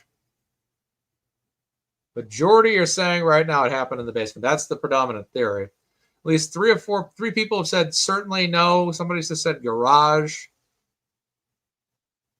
Another person said, I think, Lori, you already voted. You're voting twice, Lori. Possibly garage.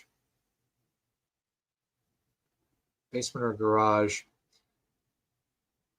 The garage would have been an interesting move, though, because they would have had to have, taken them down through the house. I don't know. I'm thinking basement. But there's a lot of people saying no. A lot of people are saying no. Well, not a lot of people, but I say a good portion of people are saying garage. Some people saying garage. I mean, if it happened in the garage, I mean, do you think? I mean, I guess you'd probably have to theorize. Is it possible it took him out the back of the house? No. All I know is that the basement had a different flooring to it. I forgot what the flooring of the pictures looked like before, but I know that there was weight equipment in there. Very interesting.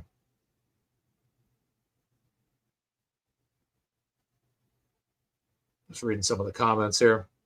So not everyone's really locked in on the basement theory. I mean, there's a lot of people saying garage. I mean, the predominant theory is the basement. Everyone thinks it's the basement.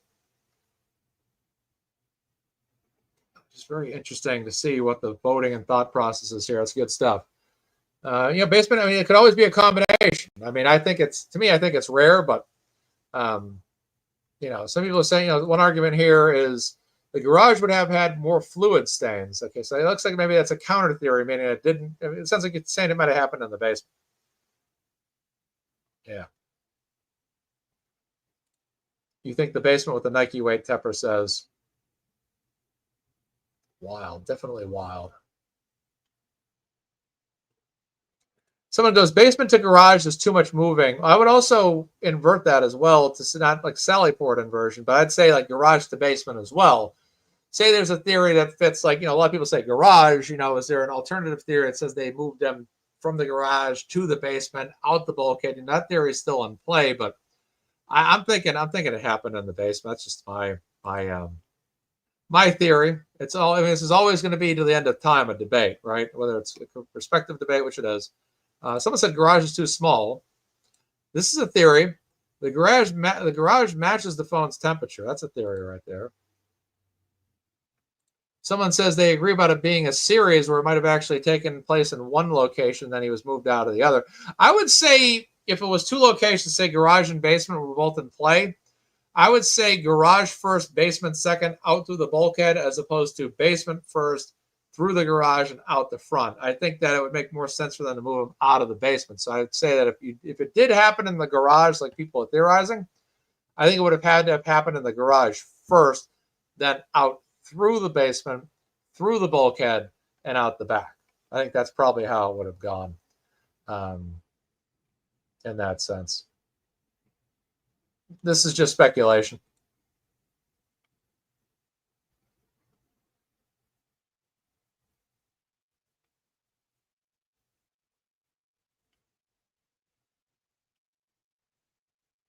A lot of ways these theories can go. That's why they're theories. Basement got pretty cold, someone says, which might be lending itself to the phone temperature theory. Garage has a side door, Andy tells us. Melissa says, I think it started in the garage, but ended up in the basement. I think that's in play. The only thing I would say in our theorizing is, let's go back to the garage video for a second. Let's go back to the garage. What I want to look for in the garage is we have to, so for example, when we have the basement theory, right? we have to justify the head gash, right? So the justification of the head gash would be, well, we think it took place on the weight equipment, right? So if we have a garage theory, we have to justify where the gash in the head took place. So let's try to find this video. Okay, here's the garage. Now, the only thing about this garage is this viewpoint is not consistent with what the garage would have actually looked like that night. Meaning, you know, if there's a snow thrower in there, or a car in there, or a lawnmower in there, you know, there's something that could have been in there that caused the gash to his back of his head. So that's, we have to try to find a way, if we're theorizing, you know, if we want to look at the, because right now what we're kind of doing now is we're kind of stepping away from the basement theory to kind of entertain all of the folks here that seem to believe, that have the theory that this happened in the garage. So now we have to think, you know, what would cause this? What would possibly be a cause? I mean, but the thing is, like here, this is a vacated lot where none of the equipment is there. None of the things that would be in that garage would be there. Then we'd have to ask ourselves, what did they keep in their garage, which we don't know. Or we could find an image of what they kept in their garage, which we don't know. So that's why I think maybe the basement theory might be a little more predominant, because there's more information to suggest that that's right. I mean, correct, McMath. I mean, could it be the walls? And we have to find a way to justify the head wound. That's always a theory. So we really have no way of telling. Someone says pistol whipped. You know, maybe he could have been hit with a bar, in fact, too. So those are other theories that can come up alternatively. The way I am, I'm like Jack Reacher. I like to have more than at least an alternate theory or two. But this is interesting. I mean, people make a great point. You know, this could definitely have happened in here. That means that attack. So we would have to say, so let's try to make this theory fit. Let's speculate. So let's say that the attack happens here. The attack happens there, and there's blood. Then that blood could be a combination of two things. Then it would have to be a combination. I still agree with you, Barbara Hall, about the gash on the weight bench. That gash or that arm wound would have to take place somewhere in that vicinity. If that was legitimately blood, and in my personal theory, I don't believe so. But it could be, because I could be wrong. You know, that could be, you know, that could be a location of where that took place potentially. It's disturbing. It is disturbing, Shannon. But yeah, that's very interesting stuff right there. In terms of, it could have happened in more than one location in the house. There could have been a point of confrontation at some point in the house. Then there was a redistribution of Officer John O'Keefe's body to another location. You know, either or, that could have happened. Someone says they could have washed his clothes. You know, this all lends itself to the theories of why the house should have been searched in the first place. Why the police should have searched the house, and obviously it was not negligence. It was really basically done on purpose. So that's it. I guess we'll be left to speculate forever and ever on this, but it's a wild thing. It's incredible. You know, I guess at the end of the day, I guess we'll never know, but I always said that if we get one thing out of this at minimum, this is Turtle Boy's matter aside, but this is strictly speaking about Karen Reed and John O'Keefe. This is why it's so important she get acquitted of these charges first and foremost, because we may never know. I mean, we may never know, and we may never, you know, the feds may never step in. You know, so we don't know what would ever happen. Why would they carry him to the basement when they could have just put him out front? Well, this is so I don't believe in, I'm not fully convinced, or even not all convinced of the garage theory, but I will say this. I think that there's too much exposure to the front of the property if you take them out the front, because you have to take them out at an angle off to the side. There's just too much time going left to right across the property to get them out front. Whereas it might be better to take them out the back, so probably the back door, and then out through the side door and out front. That would probably be the way. But I don't think you'd want to open your garage door, probably with light on in the garage, right? Probably with light on in the garage, and then all that stuff. So it's just too much, like people are saying, cameras, too much exposure. Going out the back, whether it took place in the garage or basement, the majority of people think the basement, many think the garage as well. It just makes the most sense logistically to take, move the body out of the back of the house. That would be theoretically my best guess. And like we talked about earlier, the back of the house had the bulkhead door, and it also had that rear door. So that's, either way, you just go off to the right. You can bring the body around the side through that, white fence with the door in it. And it's insane. Like I said, it's unfortunate John O'Keefe's dead. Unfortunate that John O'Keefe was murdered. It's really sad, because it's just, we want true justice for John O'Keefe. We do. Someone says it also explains 3 flights of stairs. So, I mean, that to that theory, that it happened upstairs, that they temporarily move them in the garage. They didn't decide to move them out the back door or out the basement. So there's that. There's a lot of stuff. But it's unfortunate. It's unfortunate that we'll never know. I just don't believe Karen did it. Most of you that are here, I'm sure, are pro Karen Reed, not on the fence or anti Karen Reed. But it's just too bad. It's great that Karen's acquitted. That, like I said, that's the one thing we got out of this between Karen and John's portion of the story. I guess it's good enough, because you don't want to see Karen go to jail for committing a crime that she did not, for committing murder that she did not commit. You don't want to ever see that, obviously. But realistically, justice for John O'Keefe, in my opinion, is not really, the burden of that's really not on Karen. In my opinion, what that means is, while Karen has fought for John, the burden for justice for John O'Keefe, in my opinion, is not on her. It should be on the officers that investigated the crime scene to do a thorough investigation to properly identify how this happened and who may have possibly did it. Pinning it on the woman is not a sufficient investigation. That house should have been looked into. It should have been researched, as it was that at that time in history, and that was never done. And that is a very unfortunate thing. And justice for John O'Keefe is not Karen's burden to do, and it's also not her fault for there being no justice for John O'Keefe. It's not her. She is not to bear the sins here that have been conducted. It's not her fault that there is no justice for John O'Keefe either. That's an issue.